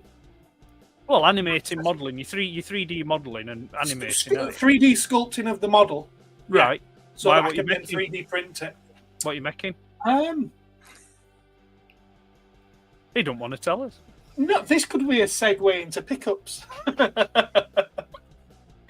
And on that note, what's your pickup this week? I had an eBay purchase, Oh, yeah. and Benjamin was there when it turned up and saw me faffing for about an hour to try and figure out which way around the ears went. Really? Yeah. You go blind doing that. I had a new Mighty Max toy delivered. Ah. Yeah, it's complete. What's that, Looks like a man? bat. Yeah, man. with, like with his Man-Bat. little, Mm. with the little DC gonna sue somebody. purple hatted Max. Oh. How do those things not The monster get eaten? is. Oh, I broke it. Yeah. Live on stream. the monster is the ears. Right. Ah, I see Yeah? what you did there. Yeah, it's quite cool, isn't it? Oh, those are them ones that are made in Wuhan, aren't they? Wuhan, yeah. So yeah, I want to make these. I want to make my own versions of these. All right. But I'm thinking Doctor Who monsters,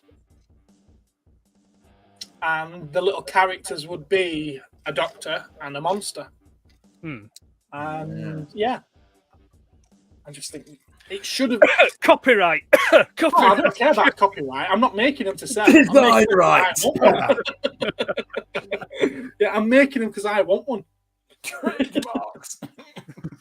You look back at the history of Doctor Who monsters, Hmm. yeah, and they've all got the faces.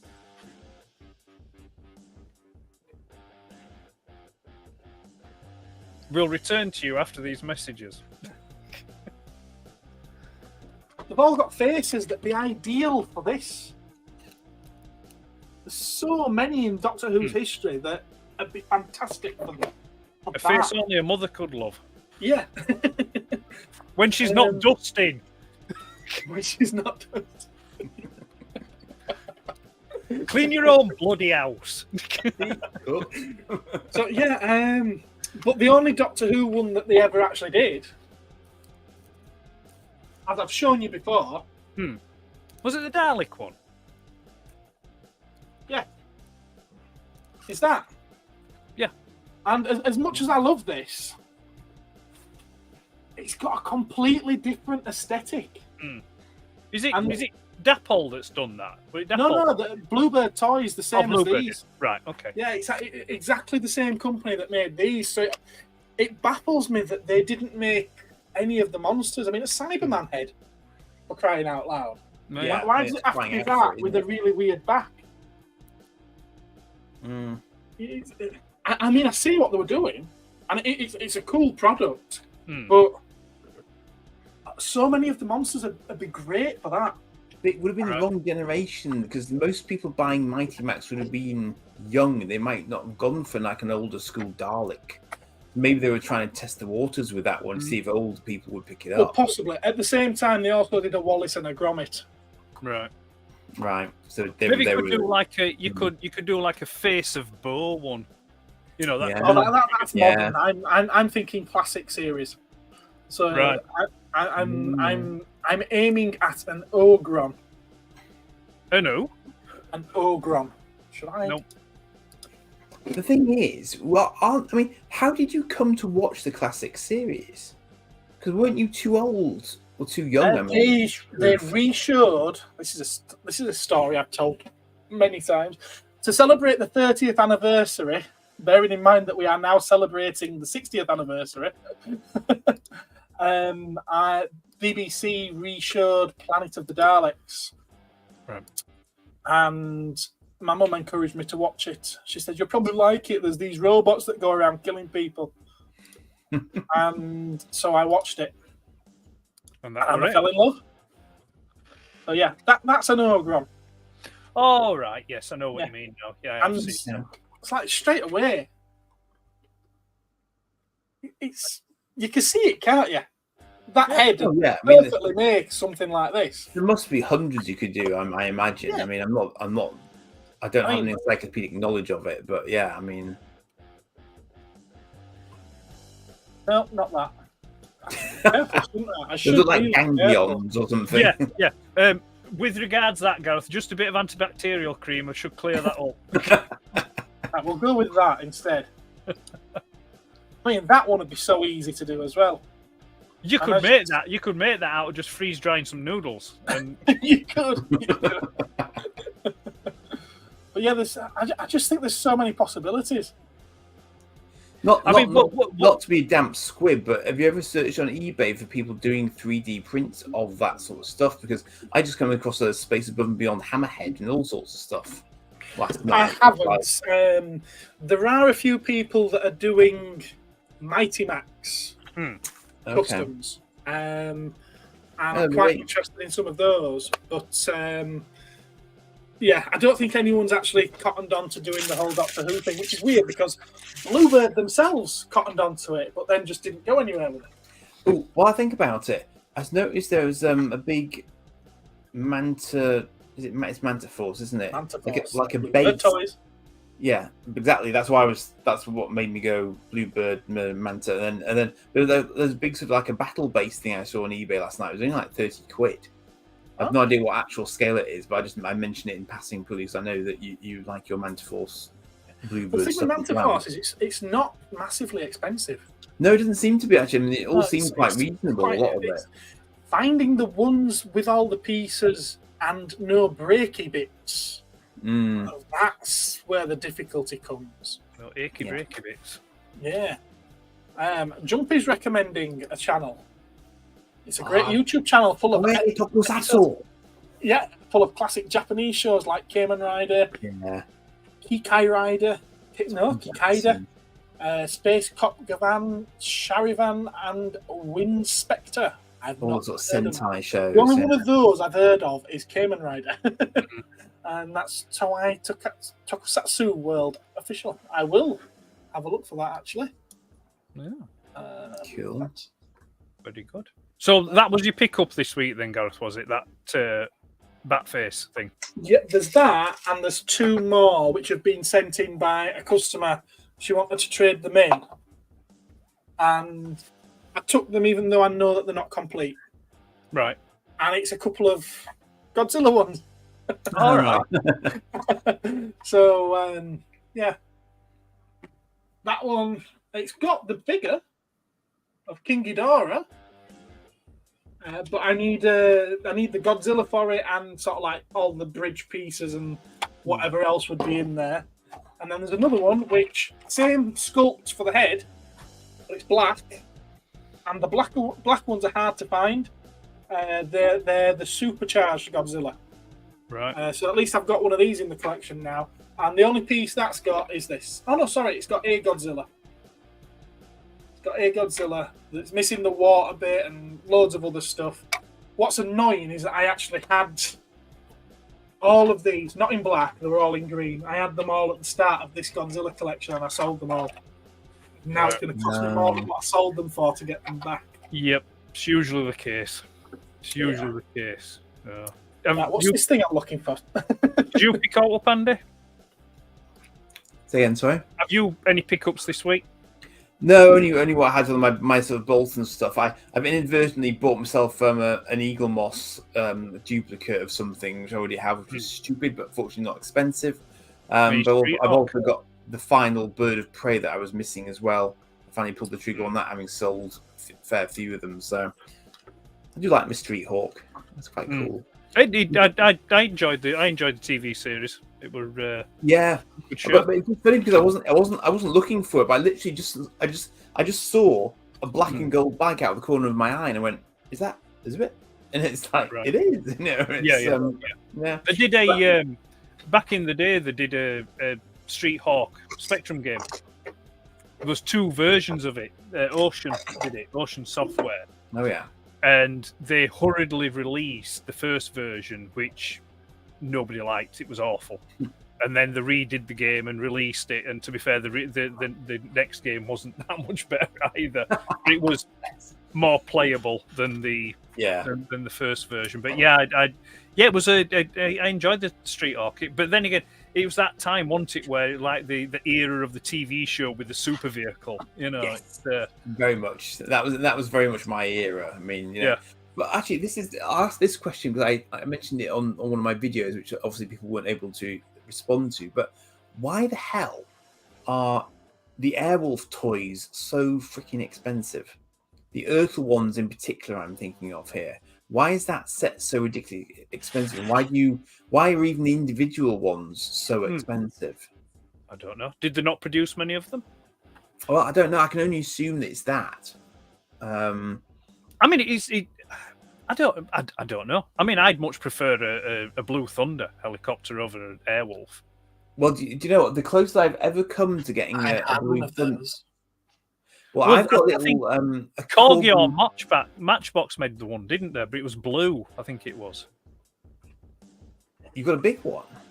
I had one, yeah, a proper die-cast model.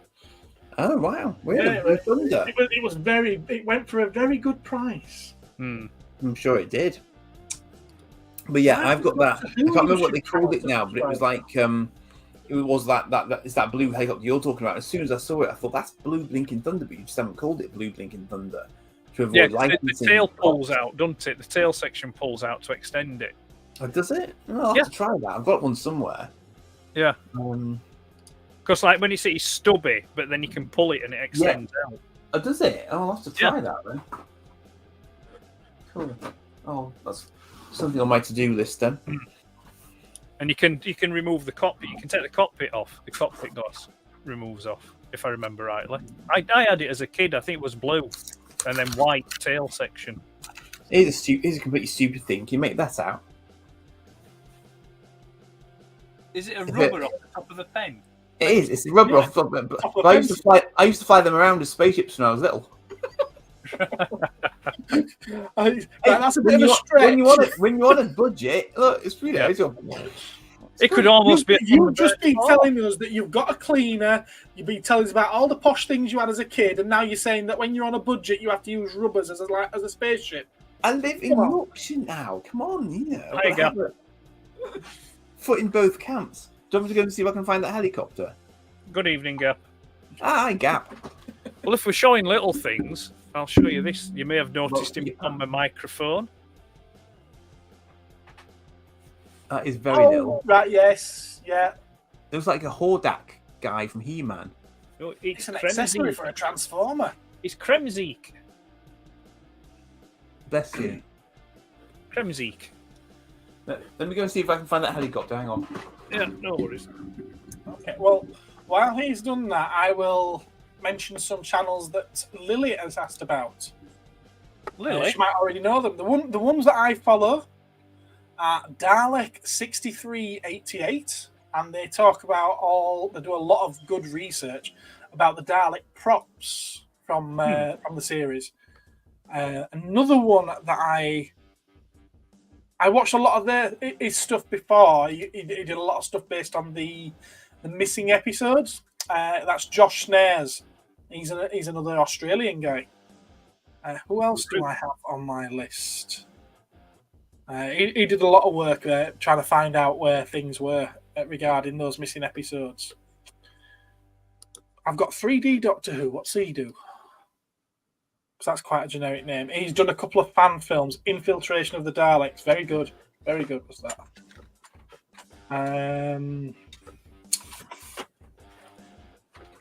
And I also have Rob Ritchie on, and he does a lot of.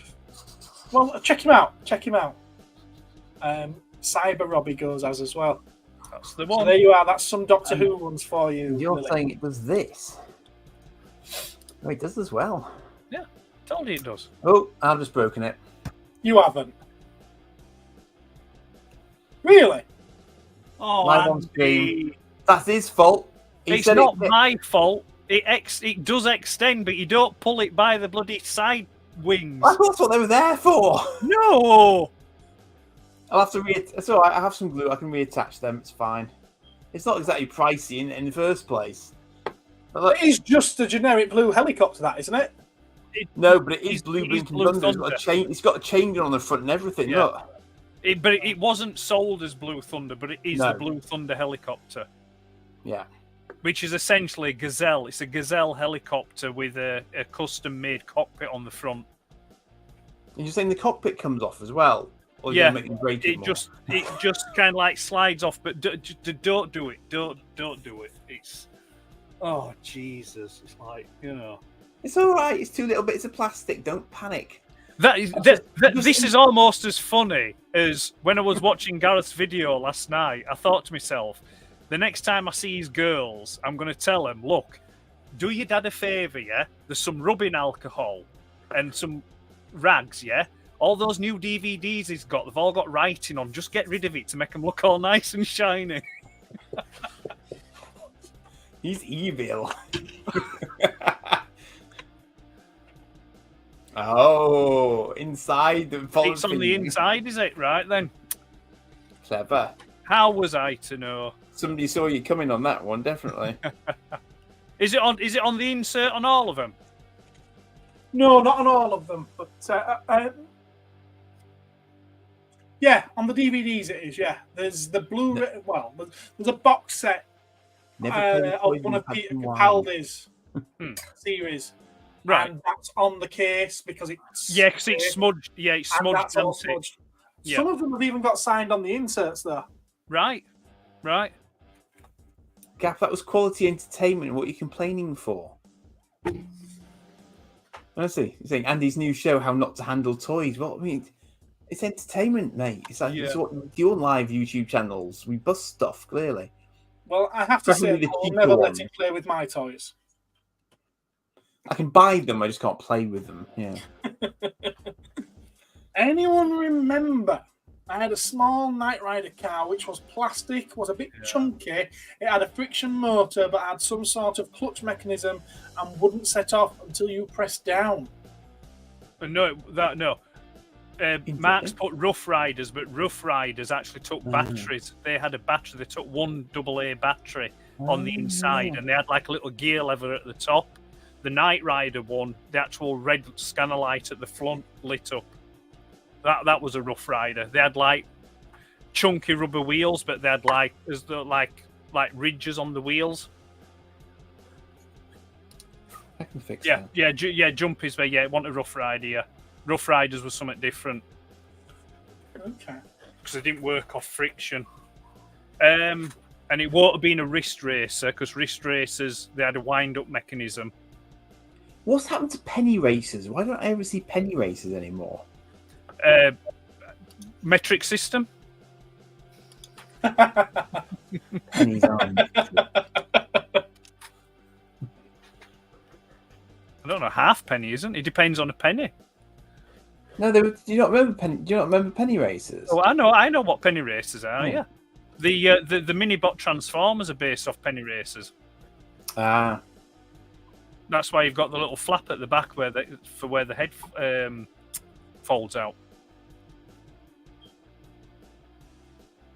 Anyway, while Andy's Ed wants to show us some toys. I'll show you what I've picked up on this week. toy-related stream, surely not. What could possibly go wrong? I mean, you know. If you can cast your mind back to what 20? Is it? Yeah, it's 20 years ago. No, yeah, it's about 21 years ago now. When I moved into the house where I currently live now, I filled a lot of boxes up, and I threw away all my vinyl, all my cassettes, all my VHS cassettes, and I just threw them all away. Yeah.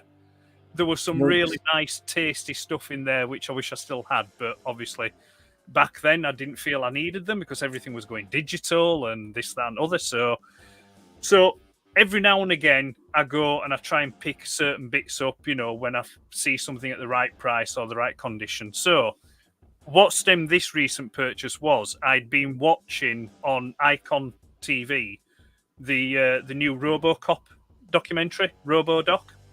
It's like a 4-part, and they're about an hour and a half each episode. Really good documentary. If anyone likes RoboCop, not taken to you, Gareth. I know you don't like it, Philistine. But if they like RoboCop, I don't dislike it. I just don't think it's. You said you didn't like. You said you. Even Gene backed me up on that. I said I don't see what's so great about it. He's a cop and he's a robo. But anyway, the documentary is good. So what I did was I went back and I picked up in Dewsbury. There used to be a video rental store next to what used to be Guns N' Roses. Well, it's not Guns N' Roses now because that's been and gone now. Gareth knows what I'm talking about. But there used to be a video rental store in there, and they used to sell VHSs. So when RoboCop first came out back in '87, there was a VHS that I could buy.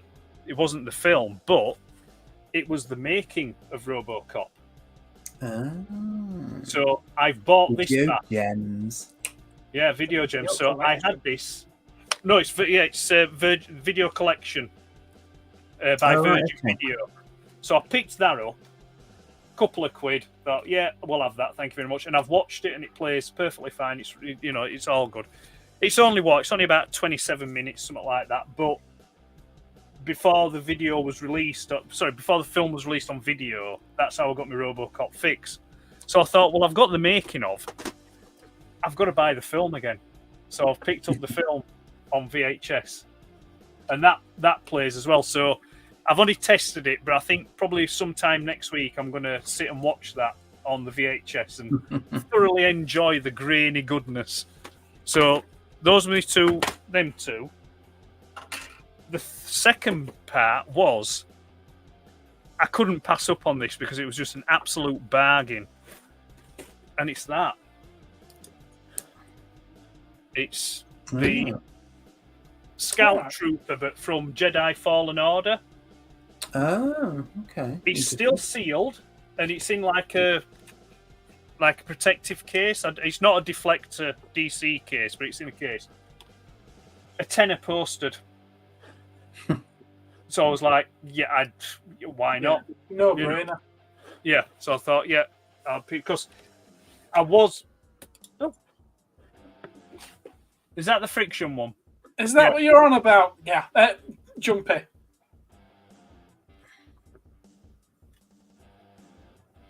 That does look a bit frictiony, doesn't it? It does, well, yeah. I typed friction Knight Rider car. Just course you did. click on the underside ones. Underside ones, that one. Oh, I'm clicking the wrong screen. Yeah, I think that does look quite frictiony. Mark, I've got that. Oh, you Mark, don't you're say. building one. There we are. Sorry. Anyway, that was a no-brainer. Because it's a Scout Trooper, and then the last bit is that. Oh. And it's called a Smart Card version 3. Basically, it's an interface to plug into the back of a well-known home micro from the 80s that allows you to play games. So you can plug in. My tram. Where is it? Where's the tram? Oh, it's here. So you can take your little micro SD card that has like a fair few thousand games on, and it goes into the slot there, and you plug that back into the back of your Spectrum. Oh, I've got one there. I love the fact that it's like this huge piece of hardware you can plug a tiny card into. So you plug it, and it's just basically so it allows you to play games, so you don't have to, hook up your cassette recorders to load the games. Even those are pretty hard to find these days. What, the cassette players? Yeah. Yeah, I mean they are out there, and you can. The best place to pick them up is on the groups, rather than going to eBay or stuff like that. But yeah, they've been unavailable. Yeah, Walkman. They've been That's my unavailable. local antiques emporium. That would you believe? There's been a shortage of chips for them. Oh, right. Because part of the architecture on them is like based on a Pi. It's like Pi architecture. I was going to say, is it a Pi? Yeah. Yeah, and there's been a shortage of the chips for them. So the chap who makes them, they've just been coming in dribs and drabs. So I have now. I wanted 4. This is my 4th now because I have one plugged into each of my loose Spectrums. Because they go onto the actual motherboard itself. If you keep unplugging them and plugging them back in, it'll over time it will eventually wear the contacts. So it's easier to have one in each of them. And that was my pickups this week. What was that, Ed? Did you find that in an archaeological dig? No, but I could have found this one. This one is a beast. That's an absolute beast, that one. Just listen to this when you press the buttons. Oh, that takes me back. That is proper. That is proper clunky. Do you know what my dad had? That's because we're part of a matriarchal society. Why don't they call it a daddy board? My dad. Daddies can't have children. They can give a lady children, but daddies can't have children. And they call them motherboards because you can obviously have stuff branching off them. You also have something called daughter boards. You also have things being inserted into them. Yeah, a daughter board is usually like another circuit board that is offspring of the main board. That just brought back a very vivid childhood memory for me of a cassette player, not unlike that my dad had, but it had like sort of a knob on it that you could go fast forward and rewind by pulling the knob backwards and forwards, and in the middle it would just be kind of normal play speed. But it looked for all the world like a like a tricorder out of the original Star Trek series. They had it in like a leather case, so I could sort of walk around going with it around the house. Oh, it was about the right size as well.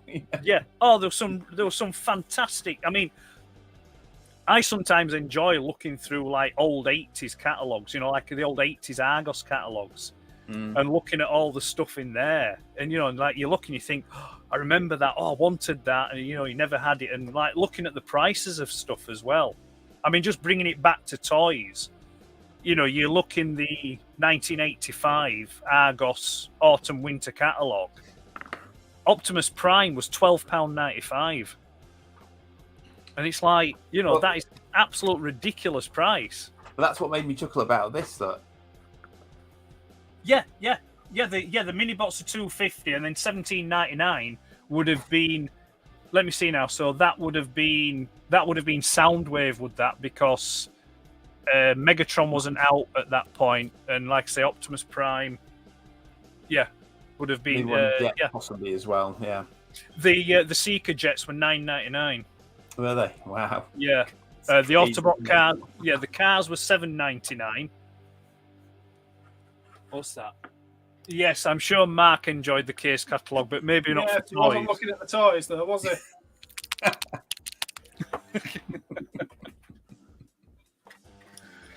Yes, the lingerie section or the swimsuit section. And occasionally the gym equipment.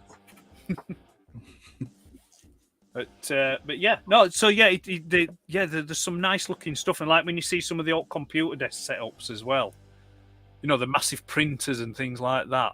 You know, some. I used to have a separate cardboard box for my dot matrix because it had that those strips, perforated strips down the side of the print paper. Yeah, that was for the cogs to pull it through the the thing. Yeah. But like some of the older toys as well. I mean, like things like. Simple Simon, you know, the older I mean, I know Gareth in his video yesterday was showing some of the old game toys. I mean, there was that. Was it not Muncher? What was it? That Jungler. Oh, the yellow one. It was Galaxy Invader 1000. Yeah. Stuff like that. You know, the really early ones, and like the Electronic Mastermind game. Yeah. And like I said, the Tomitronic stuff as well. I mean, you know, I can remember them coming out, the Tomitronic ones. I had one Tomitronic one. Yeah. But so, like I say, some of the old electronic gadgets, you know, and games and puzzles and things like that. You know, they're really great. There was a football one called Electronic Jimmy. Hello, being pushed. Yeah, what's hello? Is that a Hello Magazine? Is it? I don't know. Oh, Hello Magazine. Oh, that's what you mean. I don't think that would have been out when Andy was a kid. Would Hello? Would it? Probably How not. old is Hello? That had colour in it, didn't it? Yeah. I grew up in black and white, me. Black and white. You're lucky. When I was a kid, magazines were carved in stone tablets. No, apparently, the first issue of Hello Magazine was released on the 21st of May, 1988. Right then. So you'd have been what? You'd have been about 20 then, wouldn't you, Andy? Very well. Oh, ow. Wow. Handbags at dawn. What are you talking about, fool? Just right. That A-Team figure, yeah? The thing that always bothered me about the A-Team figures, obviously not B.A. Baracus because his setup's different, yeah? But like Hannibal and Face and Murdoch, yeah? The crotch sections were always really wide, and like the joints for the hips were really, you know, thin and slender at the ends. You know, not like, I mean, he's not too bad, but the other ones, it almost looked like they would break. They'll break. The original Indiana Jones figures were the same. You know, the 3 3/4 ones. They seem to have really white crotch areas with the legs attached, right? You know, thin bits at the end, which you'd have thought. Actually, no, because it LJN that did the Indiana Jones figures. Oh, Kenner did the original we did ones, this. and then LJN did the larger ones for Temple of Doom. Right. Because, I mean, you'd have thought Kenner would have just made them the same as, like, the Star Wars figures. But I thought they were. You're not thinking of the LJN ones from Temple of Doom, are you? No. Wait, when you look at the Indiana Jones figures, the crotch sections look really, really wide.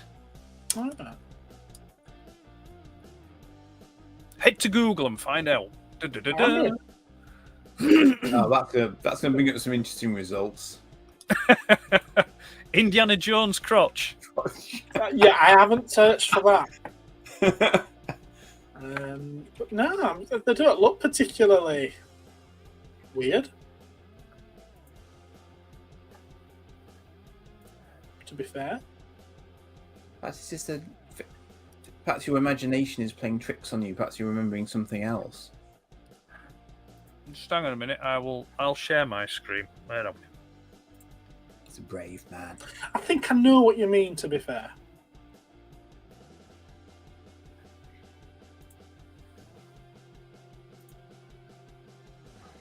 Can you see it? There. Ooh, that is bizarre.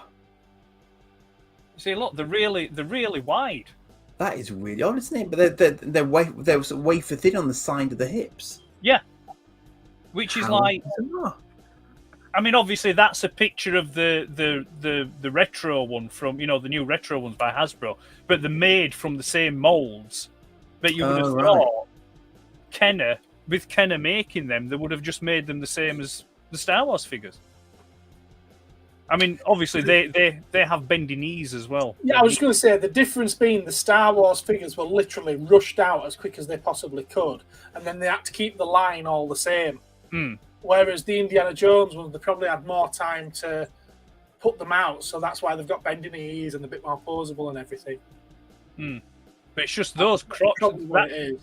That crotch section just looks, it just looks so flimsy.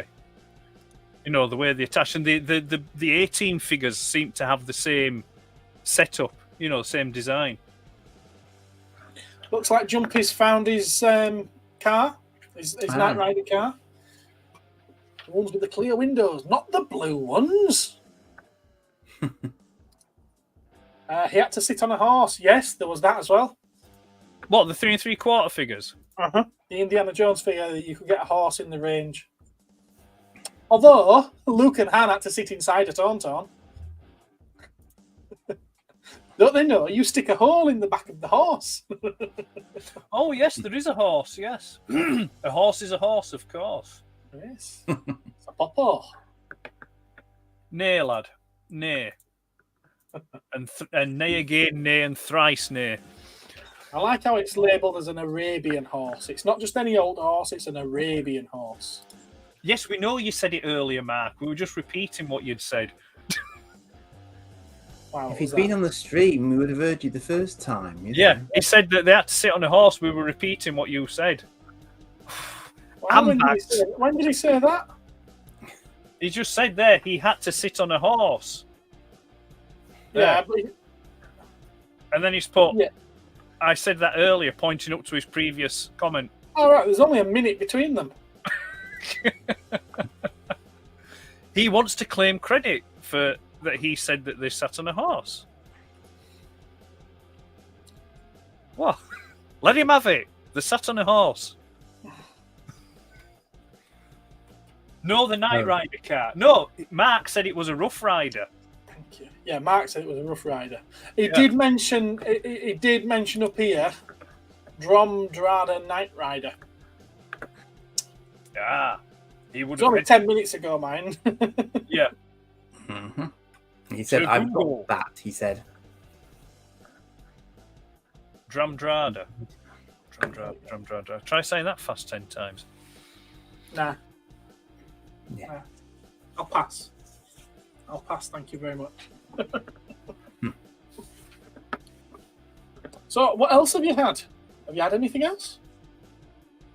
No, I Are don't. you now starting down the VHS route?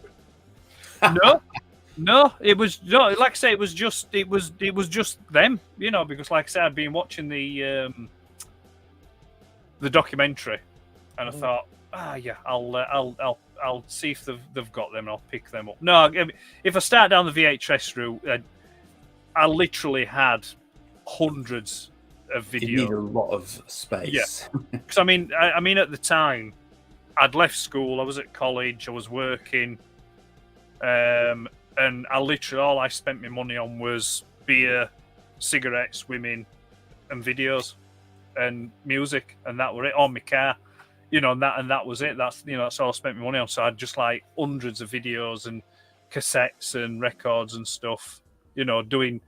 Doing stupid stuff like going to Manchester just to pick up one particular record because I couldn't get it in a shop in Leeds or in Dewsbury or something like. But no, I wouldn't. There are some that I think would look nice to display. There was a Star Trek one that I had that came in like a red leather effect case, and it was the first 5 movies.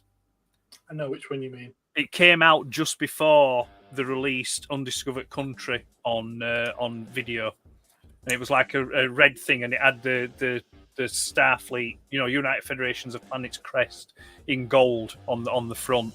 All right. That was a particular nice set. I remember getting Undiscovered Country in a sort of a very sort of soft clamshelly sort of. Clamshell. Yeah, it was like a hard cardboard case, and it opened up. It had like a booklet in it as well. Yeah, I had that released as well, because I think that was the release that had a special feature on it, and it was some deleted scenes or extended scenes, I think, at the end of the film that you could watch. All right. Can't recall. Yep, that's the one. Yeah. Oh, wow, that. Yeah. Cool. I also had that video Star Trek set as well. The other one with the Enterprise, on the end. Back in my Star Trek days. I remember going to the Met War Centre when Generations came out and sat through all of the first 6 movies in order to watch Generations at the end. Right. I bet that'd have been pretty cool there, would that? Yeah, the funny thing was, everyone went out and got a bite to eat during 5. He don't get a lot of 5. I don't mind Star Trek 5.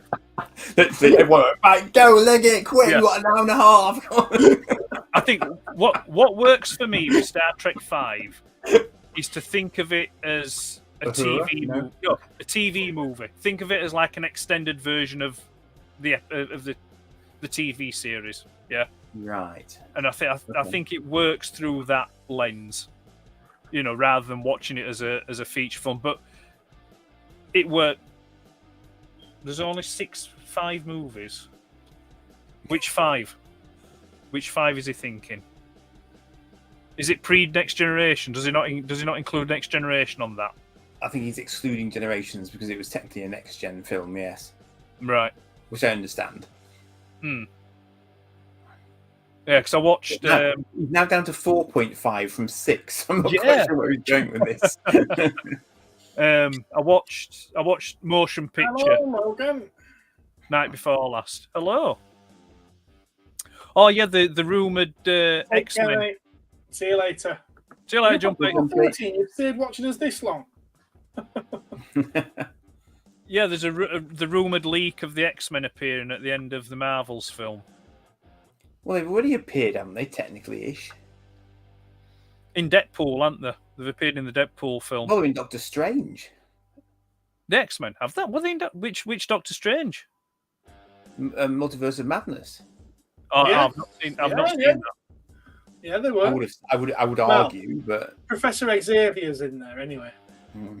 Oh, right. The when And the Fantastic Four with Mr. Fantastic. Yeah. Right. Yeah. 0.5. What's 0.5? Does it I mean think half? he's probably saying that the motion half picture of motion half the picture. length. 2, 3, 4, and 6. 6. Well, that's not even a rumor. That's confirmed that Kelsey Grammer's in it. In the Marvels. Oh, Mhm. God, dear God, what do you want to do that for? I don't know. I'm past caring when it comes to the Marvel films. I'm done. Yeah, it's kind of. I think it's run its course. I think now it's maybe it's I mean, time. it says it all when they're having to get Robert Downey Jr., Chris Evans, and whoever else back to get some more bums in seats for the next Avengers film, doesn't it? Yeah, I mean, to be fair, I think that's that's telling you to call it a day when you need to do that. I was thinking about this the other day because I think I'd seen something around. Are you up to speed on Loki at all? I've watched the first 2 episodes of this second season. It's just more of the first, and I didn't like the first. Because I think there is an argument going around that there might now be sufficient messing with the timey-wiminess of everything that he could actually force a reboot in some way, shape, or form. So in theory, you could kind of redo everything that's come already. But I mean, and this of course is what the comics have done down the ages. The comics have quite frequently done, universe restarts and then gone down different paths for some of the main characters. So maybe they'll do something like that to try and revive it all. I don't know, but I mean, don't you think that? I don't mean anything awful by this, but don't you think the actors have kind of aged out the roles now? No, well, that's what I mean. That would give them an excuse to use new actors. Because they go back to earlier points in the characters' timelines or whatever. Yeah. They could do whatever they wanted then, couldn't they? Effectively. But you're right. Yeah, you couldn't keep going. I mean, that must be why some of them chose to say, "Actually, I want to go now," because I've had, I think I've done this long enough. Because when you stop and think about when they actually started doing it, as against when Endgame then came out, I mean, it was decades for, So yeah, I mean, I understand why they'd want to move on. Well, that's the thing. I mean, after Infinity War and Endgame, where could you go with it? They didn't really up the ante, or how could you up the ante after Thanos? I mean, Thanos came in and he did the ultimate. He wiped out half the universe, and it's like, right, how do you top that? You can't. The only way you could top that would be to go the route of maybe Galactus. Yeah. Silver Surfer, but they didn't have the rights for that at that point to do that. And now they have. They're just farting about doing everything but that because of current Hollywood won't allow them to do that story. I mean, I heard about something regarding Blade, the alleged Blade film. It's not going to be about him. It's going to be about his daughter or something like that. And it's like, people want to go see Blade for Blade, Well, he threatened to walk out because of that, and now they've changed it. But yeah, it was going to be 4 female leads, and he was going to be the 5th most important character. Right. I mean, to be fair, if you want to watch a Blade film, watch the original Blade. Watch Blade. Mm-hmm. Yeah, because we'll never get a film like that again. No, it's still that's still probably one of the best Marvel films. And I suppose really it's not technically a Marvel film, is it? Because it wasn't really. Oh, it is actually. It's not part of the MCU, but it is. It was Marvel that made it. Yeah. Mm-hmm. Yeah. So, in fact, I'm fairly sure it was Blade that saved Marvel as a company. I've heard that rumor. Yes. Yeah. Because they were struggling in the early 90s, Yeah. because they were churning out variant cover after variant cover after variant cover just to try and sell more copies of the same book. Because no one was buying them. Shiny variant covers. Yeah, all those foil covers and everything, the hologram covers and stuff like that. It was because they weren't selling. So they tried all these gimmicks and everything, which just put people off even more. Right. So whether or not they sold Blade to be made, or whether they had it made themselves, I can't remember. But yeah, it was Blade that saved them as a company. I'm just trying to think. It wasn't New Line Cinema that was involved with that as well, was it? It might have been. Maybe.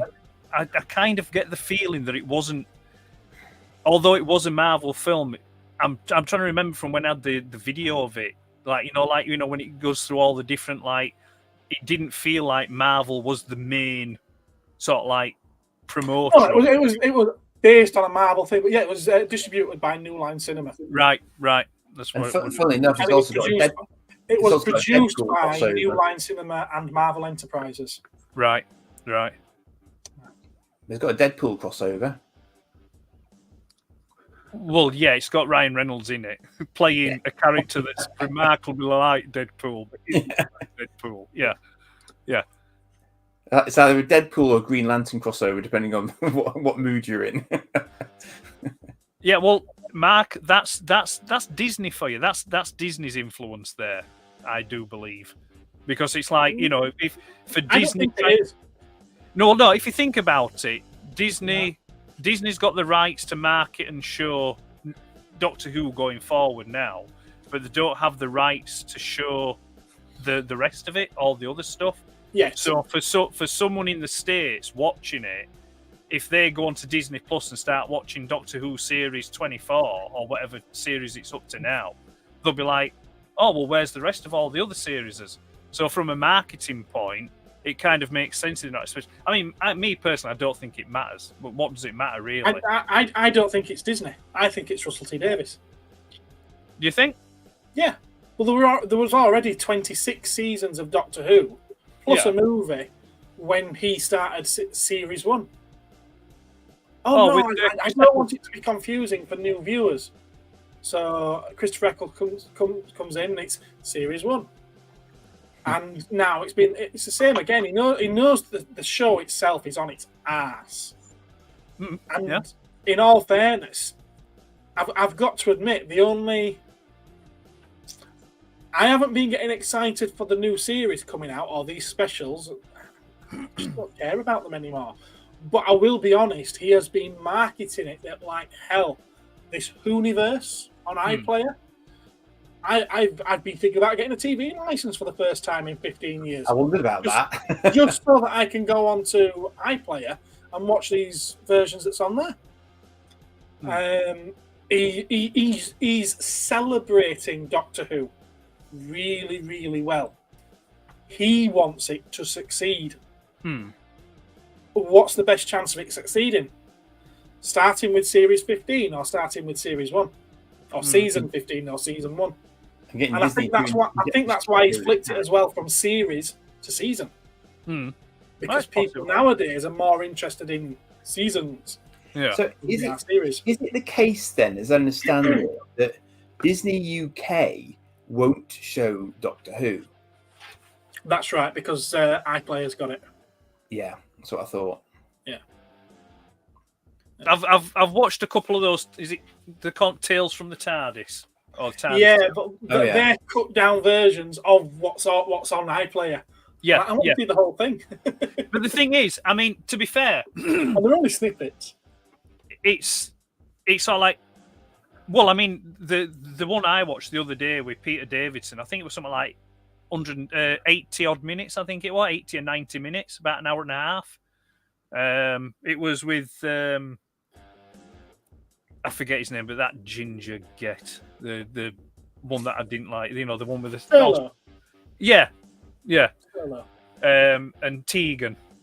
Tegan, is it? Yeah. But they have the intro-y bits, you know. So Peter Davidson and the actress that played Tegan come together in like the memory TARDIS, they call it. Yeah. And that seems quite. Some of them are a bit of a hit, some of them are a miss, kind of thing, like, you know.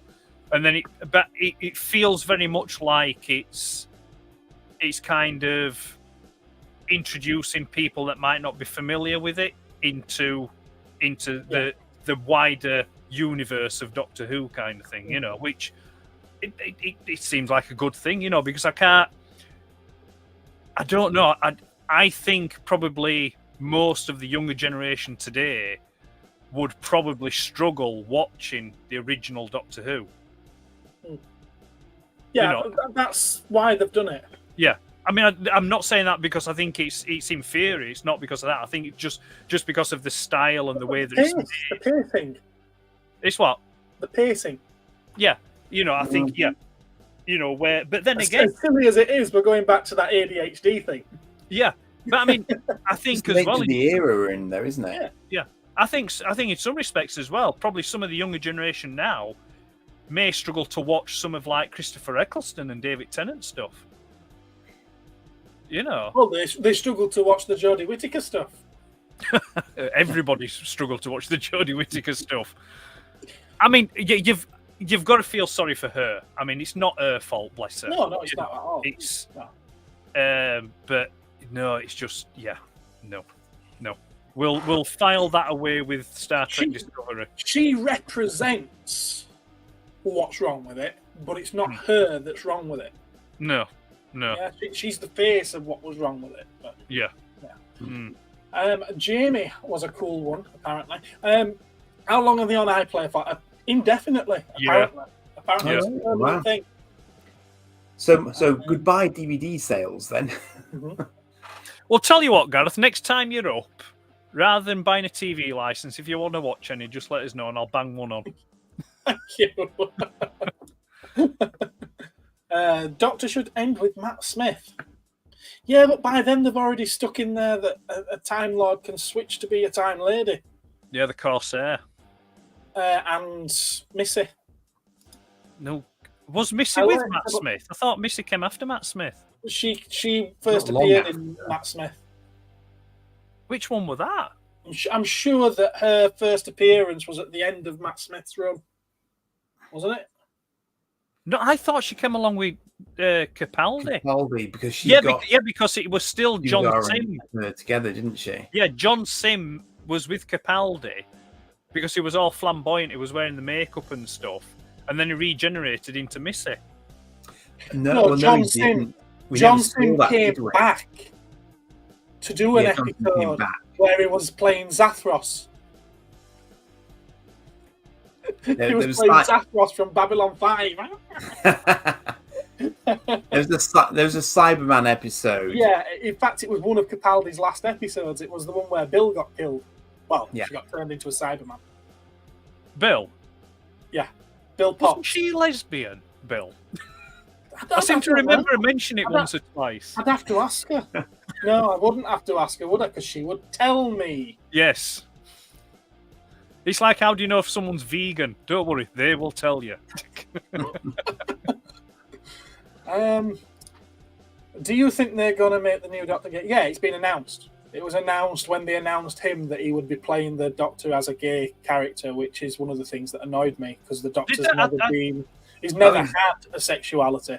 I So thought sure it that was means just Jack that, Harkness is going to make an immediate comeback then. I thought it was Um, just that the actor was the mention. No. That, I mean, we know the actor's gay, but I didn't. Yeah, the actor's gay, and Russell T Davies has said that he's going to be playing the part as the Doctor is gay. Right. Okay. And it's, why? It's not like it's ever been a thing. The Doctor's never been straight, as far as we know. I've always viewed the Doctor as being intersexual. He's Well, never- no, but he was getting it on with Queen Elizabeth, wasn't he? Yes. Was he? Yeah, he married her. He snogged a Zygon, remember? He married River Song. Yes. Yeah. He probably had a quick shufty. If you're gonna Yeah. buy, you're gonna try. I've always viewed the Doctor as being asexual, always. The But you first see- time they hinted at anything was the Paul McGann one, which admittedly they romanticised the character a bit more with him. But when he kisses her, it's more out of jubilation than anything else, rather than, oh, I find you attractive and I want to take you to bed and whatever else. Yeah, but the doctors told us that he had a family and he had children. And I know David Tennant's doctor. The there's doctors a also story- told us that he's half human. And Well, now we know that's definitely not the thing because he's not even a fucking Time Lord.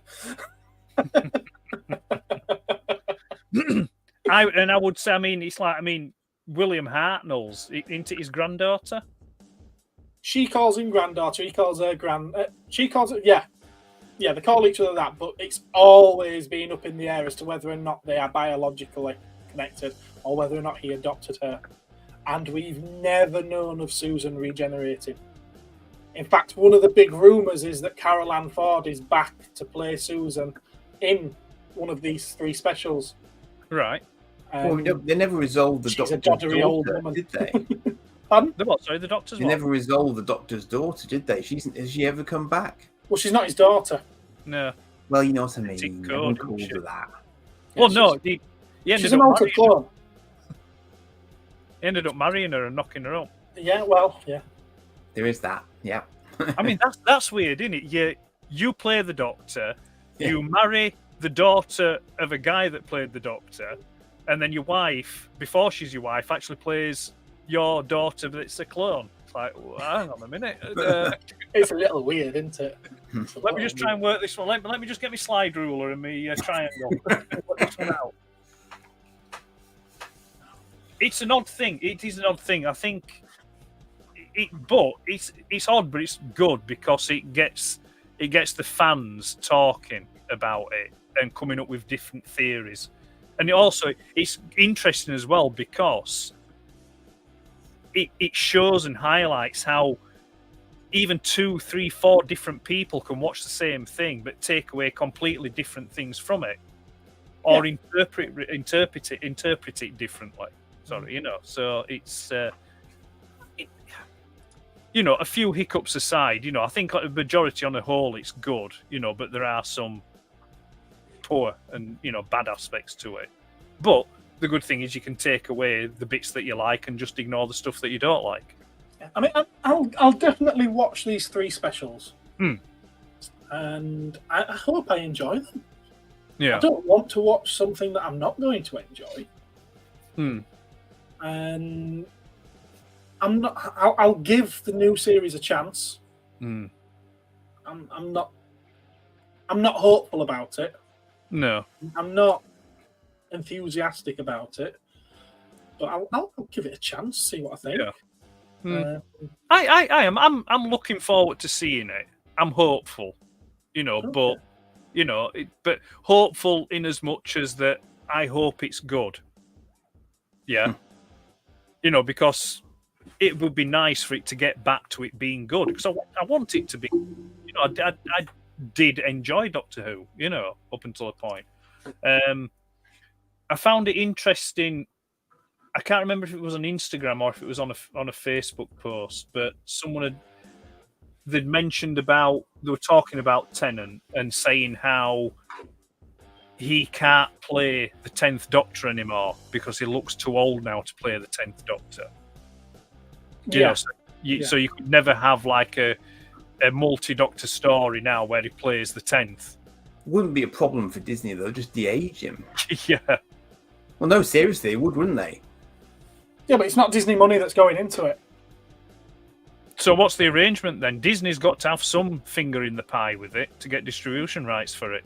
Yeah, that's literally it. They're just distributing it outside of the UK and Ireland. Yeah, but there was also some rumours that Disney had requested some rewrites or reshoots to make it more cinematic. There's always rumours like that. And it is getting more like that. I mean, Bear in mind that Russell it's T Davies's company is owned now by Sony. Disney don't have a say in it. Sony might do. Disney don't. Right. Yeah. We'll have to see. Follow the money. Someone will figure it out. Someone will find out. Mrs. Miggins at number 12 does not count. What's this? Shame on them for saying that about Tennant. What, that he looks too old? He does, though. Yeah, he does. It's all around the eyes. To be fair, I think it were. You could tell he looked different when he came back for that Day of the Doctor. Certainly. He looked. It didn't look the same. You could tell he were a bit older. Because I mean, it's what? How long is it since David Tennant? What Doctor? Is it about 15 years? Is it 15, 16 years? Yeah, but when aged 970 years you are, so young you will not look either.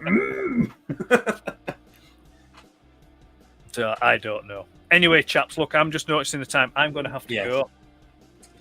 Yeah. All right. Well, I'm just going to give it one more plug. Once we get to 500 subscribers on this channel, which is, I better say which channel, on the Cosmic Toys channel, seeing as both these two are also sharing this.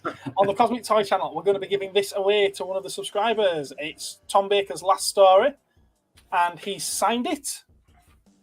And he's also inscribed on there his last lines from the show. It's the end, but the moment has been prepared for. It's also signed on the insert inside. and we were going to mention what was going to happen in a couple of weeks' time. Go weren't on we, then, as well? Andy. We will let you do that. Right. So I had the brainwave this morning, then I forgot about it, then I remembered about it again, then I told Gareth Likey. So we would like you to consider, kind viewers, and obviously those here present on the stream itself, Right. what do you think was the most valuable toy that you had when you were little in terms of its current value? So what did you let go of and let your parents put in a skip that would now be worth shed loads and you wish you still had, basically? That's the gist of it. Does that make sense? So a toy that you had as a kid, which monetary value now would be worth a lot. Yeah. Right. Okay. Strokey beard. Strokey beard. Something to think about, and I would love if people in the chat could think about this and join in with us next time, which will be Yes. 2 weeks' time. Yeah, can we have a bit more audience participation, please? You know. It's all right, sat there typing your comments and, you know, just come on, get with it a bit more. Eh? Well, it's suddenly just gone wild. I think it's because they know that we're going. Yeah. So they've all had something a bit more to drink. I've got to put this up. I like this comment. It's got to happen once a Always century. I right. mean, Yeah, Gareth is always, even when Gareth's wrong, he's right. But Gareth's never wrong. Exactly. I will quickly ask you, with regards to those DVDs, and forgive me if I pronounce the name incorrectly, but will you be keeping any DVDs that are signed by the Mr. Delgado? There aren't any signed by Mr. Delgado. Are they not? Right, okay. But if there were, would you have kept them? God, yes. he passed in 1973 or 4. Oh, right, okay. Yeah. So Right, I no, didn't realize it. I didn't realize it was so long ago. Yeah. Right, Unfortunately. So, yeah, he never signed a DVD in his life right. because there were no DVDs in his No, life. there weren't. Right. Right. No, seriously, I've learned something there. I didn't realize he died so long ago. Yeah, he was supposed to come back and do one. It was like his tempted fate. He was supposed to come back and do one more story and be killed at the end of the story. And Hang on a minute. Actually, no. I should have realized this myself because as a kid, I can vaguely remember the actor that played the master looking slightly different. a lot different. You know, I mean, I know they tried to make him up to look the same with the dark hair and the goatee beard kind of Well, thing. yeah, they gave him similar, Yeah. similar style. Right. Yeah. Yeah. Oh, bloody hell. Right then. No, don't you start talking about Rent a Ghost. That's a nostalgia route I don't want to go down at this time. Well, Gap did ask if the DVD was going to be just for UK postage, but no, as it's a DVD, it'll be cheap enough to post worldwide. So, well, You just need a worldwide, region to play. It's open to everyone. Yeah, I'm not going you to just say need- who's going to win it because I don't know, but it's open to everyone. just Yeah. make sure you subscribed at the right time, won't you? And that's Obviously. obvious. We've got to get past 500 first. Yeah. But yeah, remember to like and subscribe this video and all our respective channels as well. Of course, yes. It's not just Yeah. about the profit Forever and time. all time. And help Andy out. You know, he's a posh taffy, but don't hold him against him. You know he's got more subscribers than both of us put together. He probably has, yeah. He probably has. Times 10. 10 what? I'm nearly at the Subscribers? 2,500 mark, I'll have you know. No, you've got nearly 500 subscribers on YouTube, haven't you? I'm nearing 500. Well, Yeah. I'm at over 450 now. Yeah. And what you got, Andy? 2,450-ish last Have count. you? Immense. But I think I've got. bear in mind how long my channel's been running, though. I think I've got 130. I'm proud of it. I don't want notoriety. Fuck you all. But you very sensibly have got separate channels for your distinct focus areas. So Well, actually, to be fair, I find this really interesting because if you do the ratio of what you post versus how many comments, likes, and subscriptions that you get, Spectral Horus actually outperforms Vaults of Icon 10-1. wouldn't surprise me actually. Yeah, makes sense. and I think it's because it's based around the old retro game and retro console. Yeah, the Spectrum and that. But yeah, as that ratio, it far outperforms. And to be fair, I hardly put any effort or work into Spectral Horus. All my time is taken up with Vaults, and I get bloody nowhere with it. But I don't mind because, honestly, hand on heart, I don't do it for that. I do it because I enjoy doing it. Yeah. Yeah. And I want to make my next thing better than the previous one. Yeah. I think if you, I mean, I'm not speaking for you two guys, but I think if you go down the route of wanting to be popular and wanting more likes and more, I think it's like a bottomless pit, because you'll just be something you'll just be chasing and chasing and chasing, and just enjoy what you do. And if you enjoy it, that's enough reward, really. But it is nice to get 500 subscribers because you get a free DVD. Yeah. An outdated medium. Hey, they're going to come back. If cassette tapes and vinyl can come back, DVD can come back. You're probably better off getting hardware media, because if you rely on streaming services, they can cut stuff out and there's no what you can do about it. Yeah, and they can just drop things as well. Yeah. What's that? Excuses. What's up, Gap? What am I doing? You're making excuses for why you've not chasing the subscribers. Oh no, I couldn't. He did tell you to focus on the Spectrum. Well, it's too late now. I'm no idea how YouTube is really more on Twitch. Passion certainly helps, and I've seen Gareth's stuff has grown in the last few months. Thank you. Yeah. Thank you. Yeah. I'm 2 balls deep in Vaults of Icon now, Gap. To I can't pull out now. Balls deep. He's already laughing at that one. Yeah. I'm not sure what's so much, but something's so much. Right, We're going. Yeah, we are, yeah. It's nearly 11 o'clock. 3 hours. We're nearly at 3 hours. Yeah, nearly It's at 3 the hours. longest one. Yeah. Actually, look, we've only got what? We've got 9 minutes left. Come on, let's push it. You wanna Let's just stretch get it to out? 3. Let's just get to 3 and then balls to We're going to stretch it out for 3 hours. Oh, my head, it's stuck. What? His head is stuck. His head? What's his head stuck in? I don't know, but stay on target. Yeah, stay on target. Right, come on. We've got 8 minutes to kill. Have a It's good what? night, gentlemen. Everyone go and bid on my random Star Trek models. I'm Yes, gonna pop it on them then. Andy All wants to advertise his... Oh, Mark says he'll come on now. Well, come on then. You've got 8 minutes left. Come on. 8 Come on, minutes then. and counting. Come on. Have your 8 minutes of fame. Come on. Come on. We're waiting. Dare you. Logan loves us. Well, we appreciate the love. And Lobot wants a recap. A recap. The best way to do that is when we finish, go back and press play again. On a different channel. Share the Yeah. love. Yes. Share the love. If you do it 3 times altogether. Watch it simultaneously in surround sound on 3 different devices on different channels. Yeah. Simultaneously. I mean, I have a randomly old Crash Bandicoot plush that's around 150 quid. He's glad that he held on to all it. right, yeah. Yeah, the We toy spoke thing, yeah. About toys. Yeah. You are. Yeah. I think you are. Right? We do occasionally talk about toys, it's true. We do. But I mean, maybe as a caveat to that as well about a valuable toy that, like, monetary wise, maybe a toy that's has like a sentimental value as well. I mean, it's. Yeah. I mean, I don't know about you two guys, but I know myself.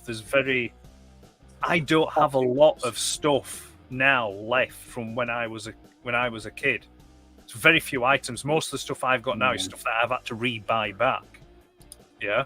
Yeah. And certainly Transformers-wise, the only thing I've got now from when I was a kid is Bumblebee, and that's it. Everything else is what I've bought back in. You know, so yeah, it's So I mean, you know, sentimental wise, if people have kept hold of one thing, you know, because of the sentimentality to it, you know, 'cause it ain't just they've held on to, right? Yeah. you know, because it ain't just about the monetary value. You know, it's. And speaking of influencers that we should be watching, there we are. Top Tom 924. I thought it was you, and I should have clicked that subscribe button a long time ago. I don't know why I didn't, but it's been clicked now. Cool. He's a streamer as well. Oh, there you are. Yes, A definitely. 78 vinyl cape. Funny enough, Gap, I have a vinyl cape Jawa as well, sealed on a Palatoy card. Yes, I do. I'm laughing Maybe at one day him I'll show you it. just because. I mean, I found it at this old car boot sale. They only wanted 50p for it. I'll give you 50p for that. You won't believe it. It's absolutely nice and crispy as well. I couldn't get my breath. I was like, you know. It's even unpunched as well. Just. Not you shaking your head up. Yes, that's it. Get back to licking your asshole. Fake carded. I have always been fake carded. In fact, I'm only on here tonight because I managed to sneak out of the crease in the bubble insert.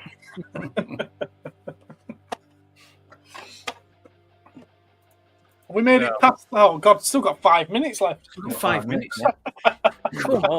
Come on. Right, okay, I've got a quick question. Tom, for give you. us some advice on doing 3-hour streams. I know that's nothing to you. I'll give you a quick question for you both. Power Glide. Alright, yay. If you could be a toy, what toy would you be? A Come on, dildo. quick fire. No, come on, keep it No, on. that's the idea. I would be a Valkyrie, The Valkyrie. a robot and a jet, and a Batroid, of course. Yeah. Yeah. Gareth, come on. Something other than a. I've never really thought about it, to be fair. Clearly, he would be Godzilla. It's a good one, isn't it? You destroy all the other toys. He's a good swimmer. Yeah. He's like a dragon. Doesn't look very good in a bikini, though. And then again, neither do I. A thong bikini. Ooh. Yeah. Borat mankini. Right, another quick one for you then. If you could I'd go be back. a Robo Skull because I'd be wanted by everyone. Yeah. Ah. If you could go back in time.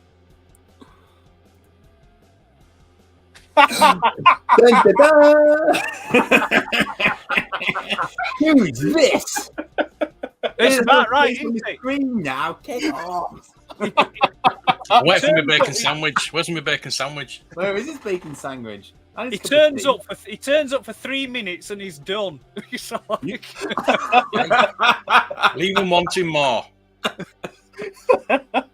You can time your time a boiled egg with man. Nah, I'm off. Yay!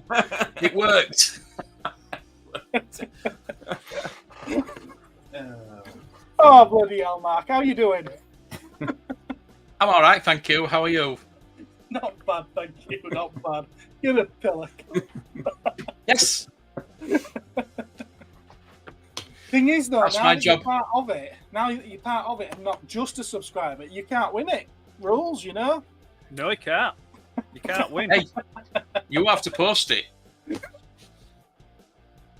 Oh, you know. You're a pillock. Yes. No, Guys, does Godzilla, your except does when your you arcade fail, nothing happens. does your arcade machine include the trench? I look runs? like I rolled off the back of a lorry. Is that what someone Cheers, said? Gav. That's Yeah, a bit harsh. yes, a new Yes. challenger has appeared. Not for long. This what? As in this confirms. This it. confirms that you are brothers.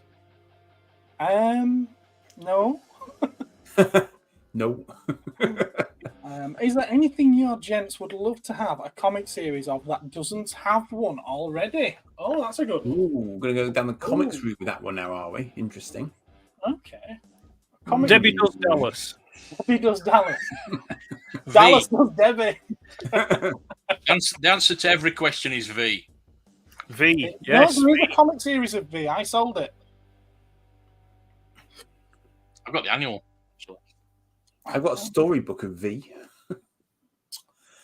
Interesting one. But it's funny actually because I mean, some of the stuff that I've been looking at, it's incredible how many lines Marvel did tie-in comics for that you wouldn't immediately assume that they had done, like Sectors and stuff like that. You know, they all had Marvel comic lines.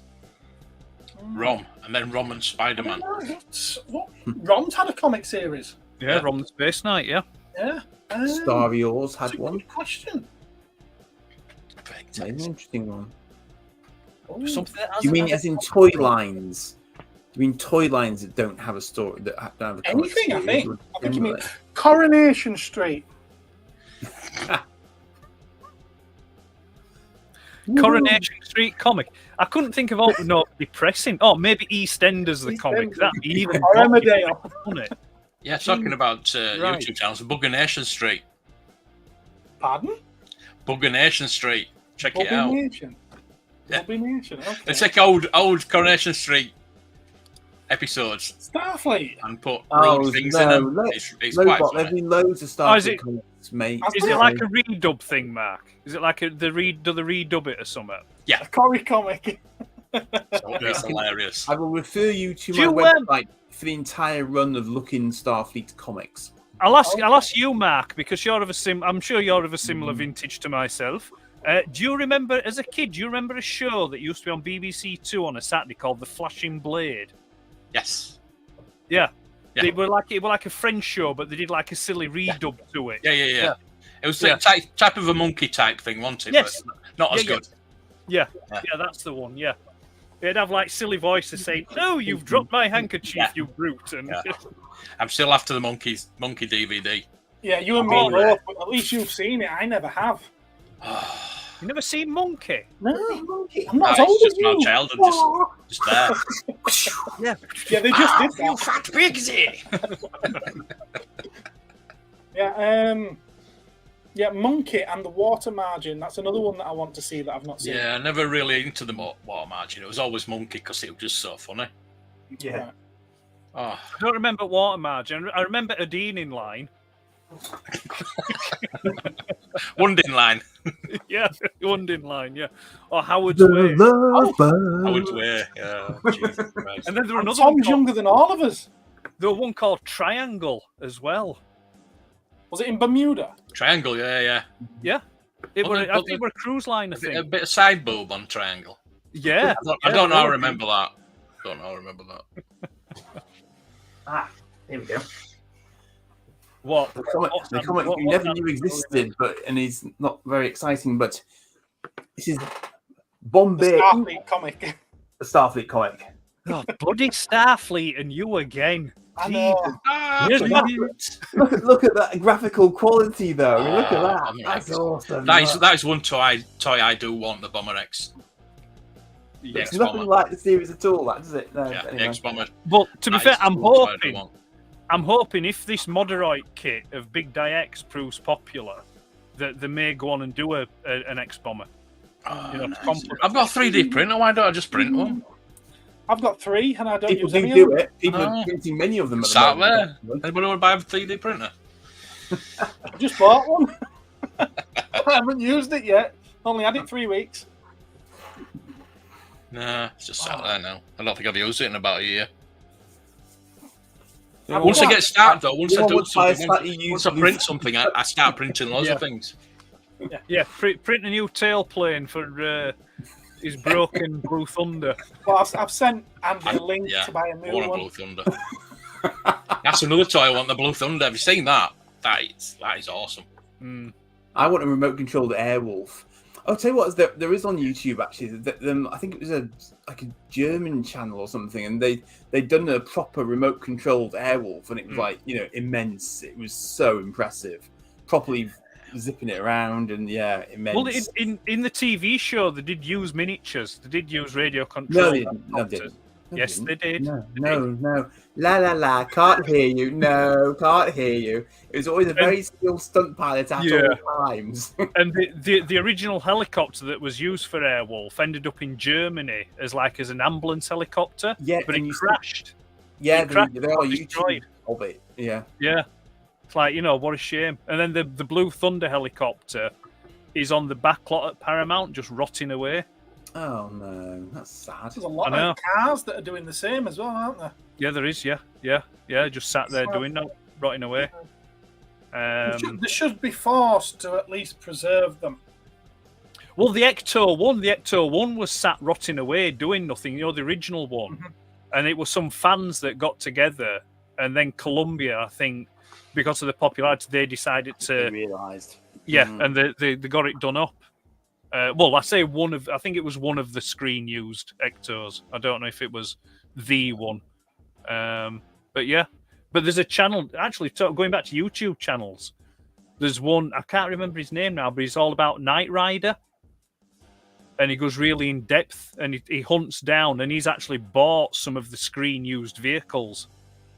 The last one the last one that he bought was the truck that was used for the... Oh, the Knight Rider historian? Yeah, is that the guy? Yeah, Knight Rider historians, yeah, he's really good. Yeah, and he bought the truck that pulls the trailer that Kit goes into, But it was the original truck because there were two different trucks they used. Yeah. And that was just sat at side of a road somewhere on a bloke's farm, just sat there doing no.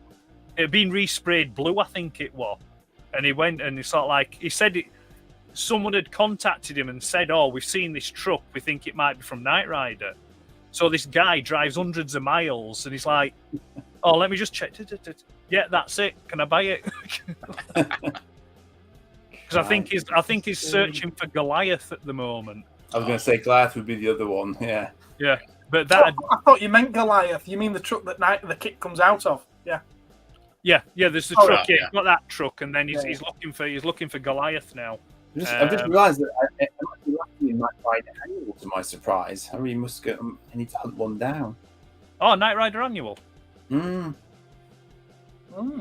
meant to do an annuals video, but then when I was looking at it, I was thinking, actually, I'm missing quite a few that I would have thought I would have had, but I've got Knight Rider Annual somewhere. I've got Buck Rogers. I've got Starsky and Hutch. V. I've got a lot of annuals. Yeah, they'll be underneath a stack somewhere, and you can't get to them. Possibly. Yeah. There's stuff I had them as a kid. And Space 1999 annuals as well. I've got two of them. Yeah. You've shown us them.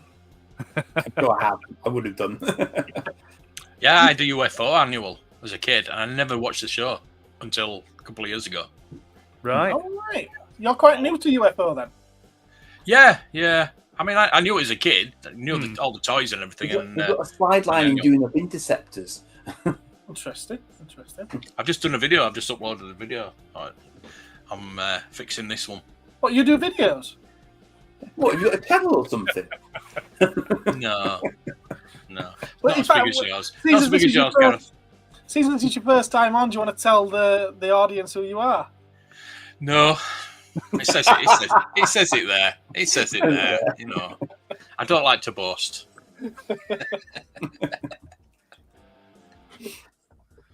That was professionalism. That you notice you didn't have to think about which hand to use before you just did that. I got a comment tonight actually saying, "What's your name?" I thought, "Did you actually watch the channel?" Maybe not. Maybe they thought it was a pseudonym. And the thing is, it was a members only video, and they want a member. So how the hell have they watched my video when it's supposed to be members only? Because it's my OnlyFans. I didn't realise it was that kind of arrangement. Well, I found out this week that I'm no longer one of Mark's members because he's tagged me in 2 of his videos and I can't watch them. Because they're for members only. Oh, yeah, these shorts. Yeah. Is your membership run out? You need. Yeah, don't worry. You could do a renewing it, really, couldn't you? Yeah. Next time I get. I don't need to because next time you give some away, I'll get. I know. You always come out. There's always the same people that come out that never pay for the membership. They always get the free ones. I don't ask for it. I know. I don't tend to want to give you it, but In fact, to be fair, I think I've only seen one of your membership-only videos, and it's that one where you were flashing your tits off. oh well, I'll do it in this one as well. So you missed out, haven't you? Oh, This is why this commenter has asked for my name. So you know, I think I might have pulled. we're back to the side boob thing now again, are we? Well, more than just side No, boob. yeah. Well, there's plenty of that. So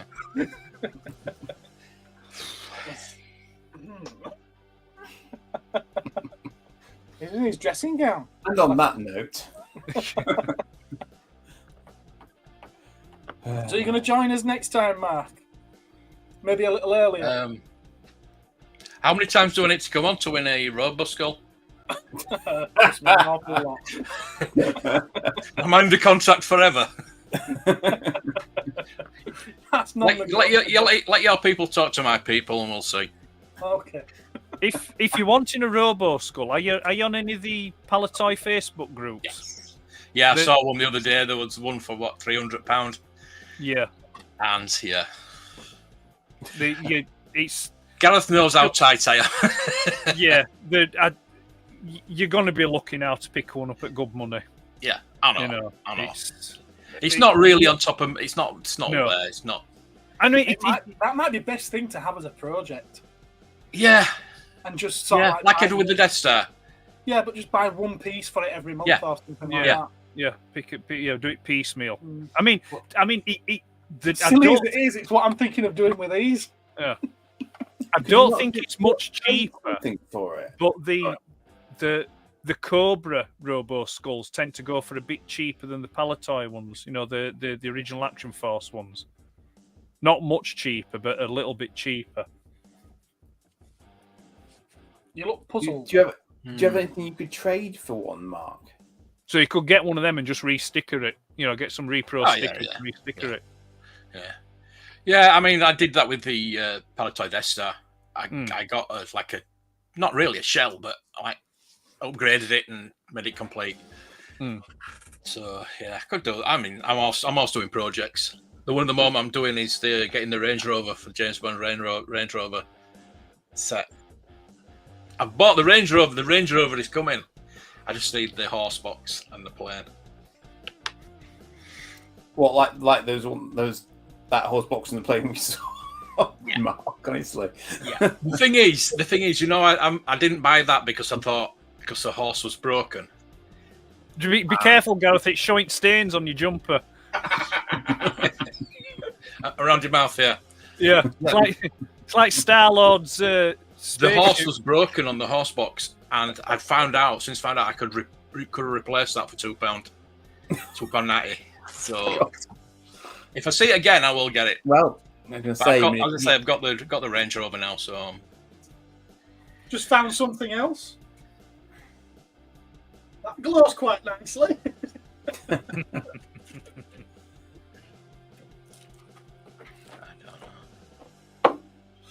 I It's a Green Lantern figure. I haven't put my arcade machine on.